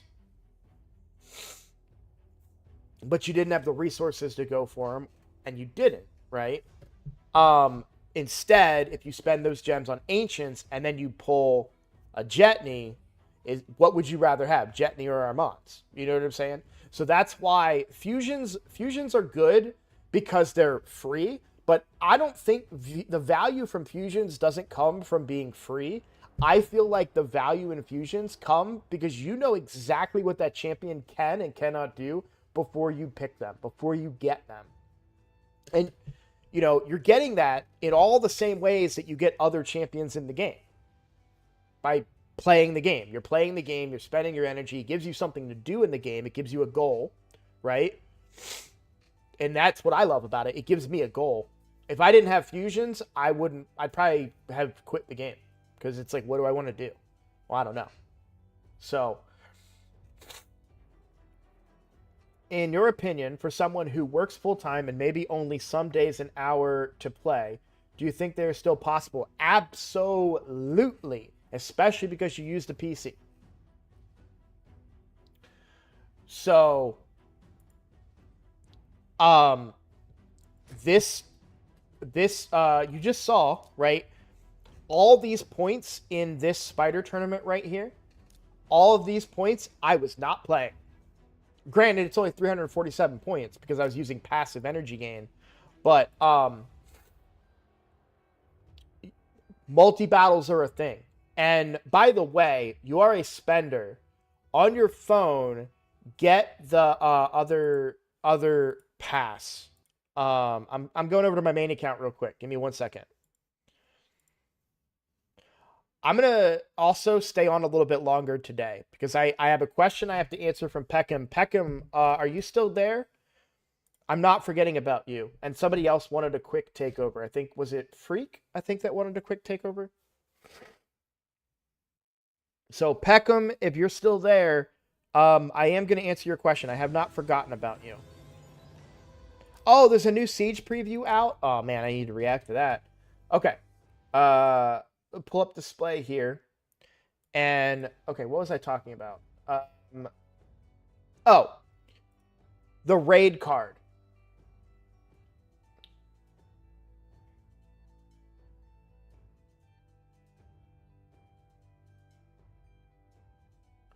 Um, so this is something you can only get on mobile, but it applies to the account. So I think it's like $10 a month or something, but you get 20% more XP from campaign battles. You get 20% more silver from campaign battles, and you get 70 extra multi-battle attempts. That's per day. So if I was to go do multi-battles right now, and I've already used some of them, I've got 81 left. So again, you're a spender, right? So I'm not saying put $400 in the game or anything, but that's a really like inexpensive way to massively gain in the game. That silver increase is huge, but this XP increase, I spent 3 hours doing the champion training event on my free to play. I did that on this account in like an hour. It's so much faster. Now, granted, I'm also using epics as food in this account, so that sped it up too. But you will the champion training events are the ones that are going to take the longest amount of time. And if you can get through those, that's going to be a big help. So those extra multi battles right there that I talked about, that's going to help you quite a bit on your account. And then using the multi battles will allow you to get points in these events. Like you can see here, Spider, right? This was all multi battles that I had running.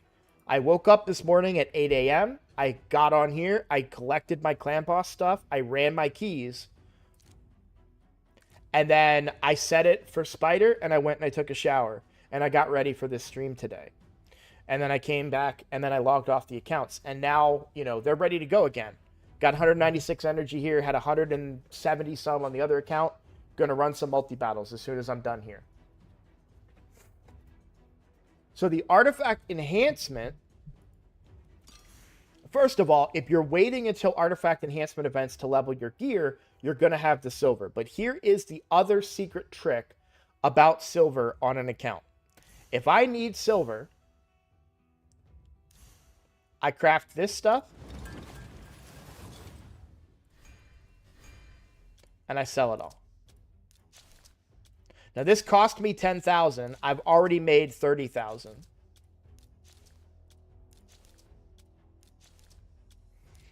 That one shield, by the way, was 22,000, right? That was more than the first 3 items that I did, right? So you can do this a couple of times, and you're going to have all the silver you need. I call this my silver stockpile because it's not only resilience gear, also perception gear, also affinity breaker gear, also untouchable, also fatal, also frostbite, also bloodthirst, also guardian. All of this gear is trash. Now you're doing it only to the 3 to 4 star stuff, right? Because you'll see it uses the blue ones, but the 5 to 6 star doesn't. So you don't need these blue resources.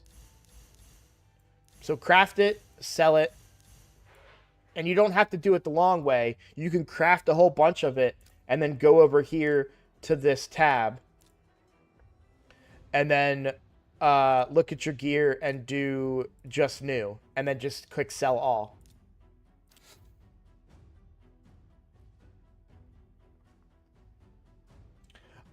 For me, for each event, I like to be around 20 million minimum. So yeah, 50 to 60 million total for the 3 events. But remember that you can skip. And because you're a spender, and spenders are most likely going to spend on shards, When a summon rush comes up, you'll probably be able to buy 1 or 2 sacreds, and that'll give you enough to complete it. So like I just did a summon rush on this very account, and I only spent sacreds and ancients. You'll see I have all my void shards saved up for a guaranteed. And Nick makes a good point. You also gain energy, right? Because you're doing stage 20 of these fights, but you may not keep the blue gear. You may sell all the blue gear, right? I have, like, these are the filters I have on this account. So for Spider right now, with this epic team I'm using, my filters, I am only keeping 6-star gear, epic or better.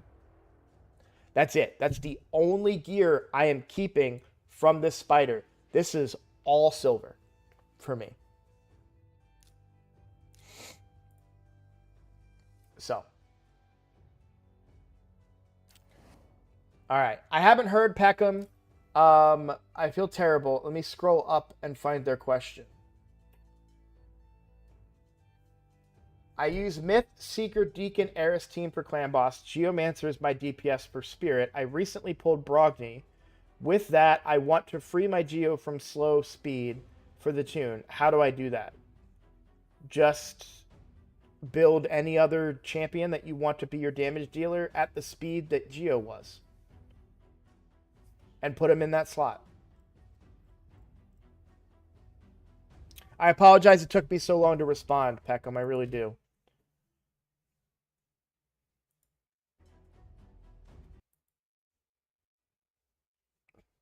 We don't have an event right now, do we? Yeah, I can't show you. You get way more points taking something from 12 to 16, but you also spend more silver going from 12 to 16. Hello, sweetheart. I'm about to make dinner I'm about to make lunch in 4 minutes, okay? I know, you are very hungry. I'm going to make that lunch for you, okay?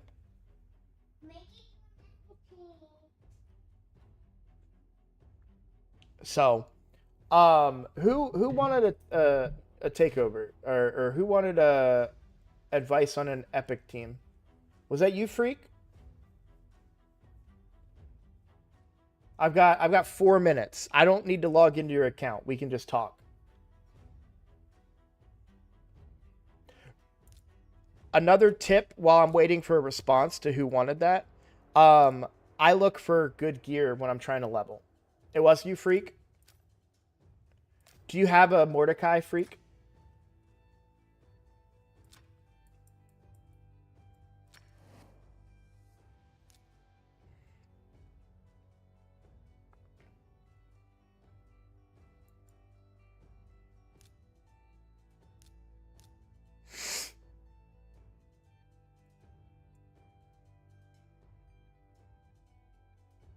Okay.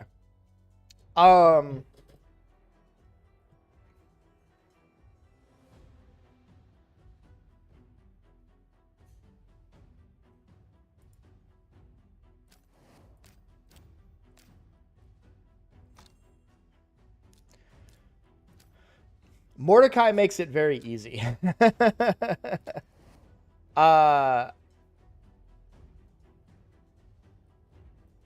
Geo helps too.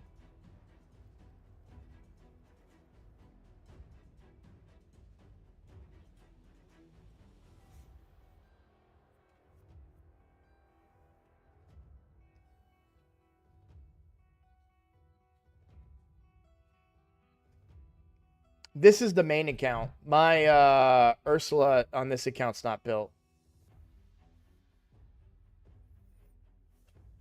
A Geo team is going to take a long time to it's going to take a little bit longer to work, but a Geo team would do it. Yeah. I would bring Ally Protect. I would bring any support buffs or heals you can bring. And just let Geomancer do his thing. Yeah, Nick, great point. Thank you, Nick. I totally forgot about that. You can also do stage 10. It gives 32 points per super raid if you don't get mystery shards and brews, right? So that is a great bit of advice. Stage 10 is also broken nubs. Talked about that. You get a lot higher percentage gear at stage 10 than you would from other stages. You're gonna lose. You're gonna lose if you can't. It's good if you can't do stage 20 because you will get mystery shards where you don't get full points. But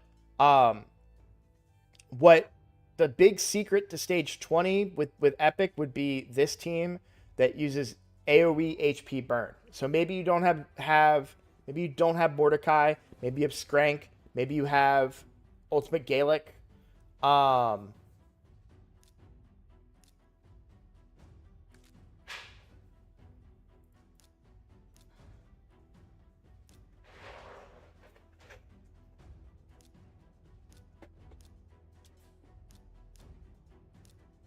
Hers is a single target. What is Jorg's is a single target?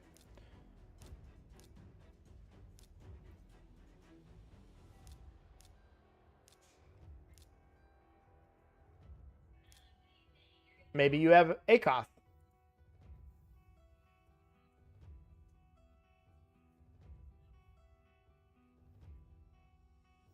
I would try 10 instead of 13, but yeah, send me your epics because, of course, Ultimate Gaelic also has HP burn.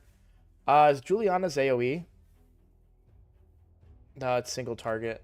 Is Pestilus' AoE? It's single target. Yeah. So.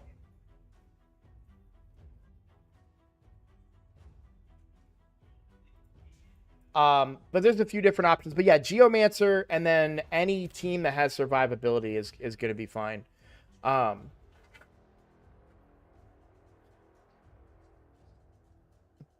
Mordecai and Royal Guard speed it up quite a bit. It is going to be a slower process, but run it overnight, and it doesn't really matter, right? All right, it's 12:01. I do have to get going. I'm sure you heard my daughter came up. They're pretty hungry, so I'm gonna go get lunch made for them.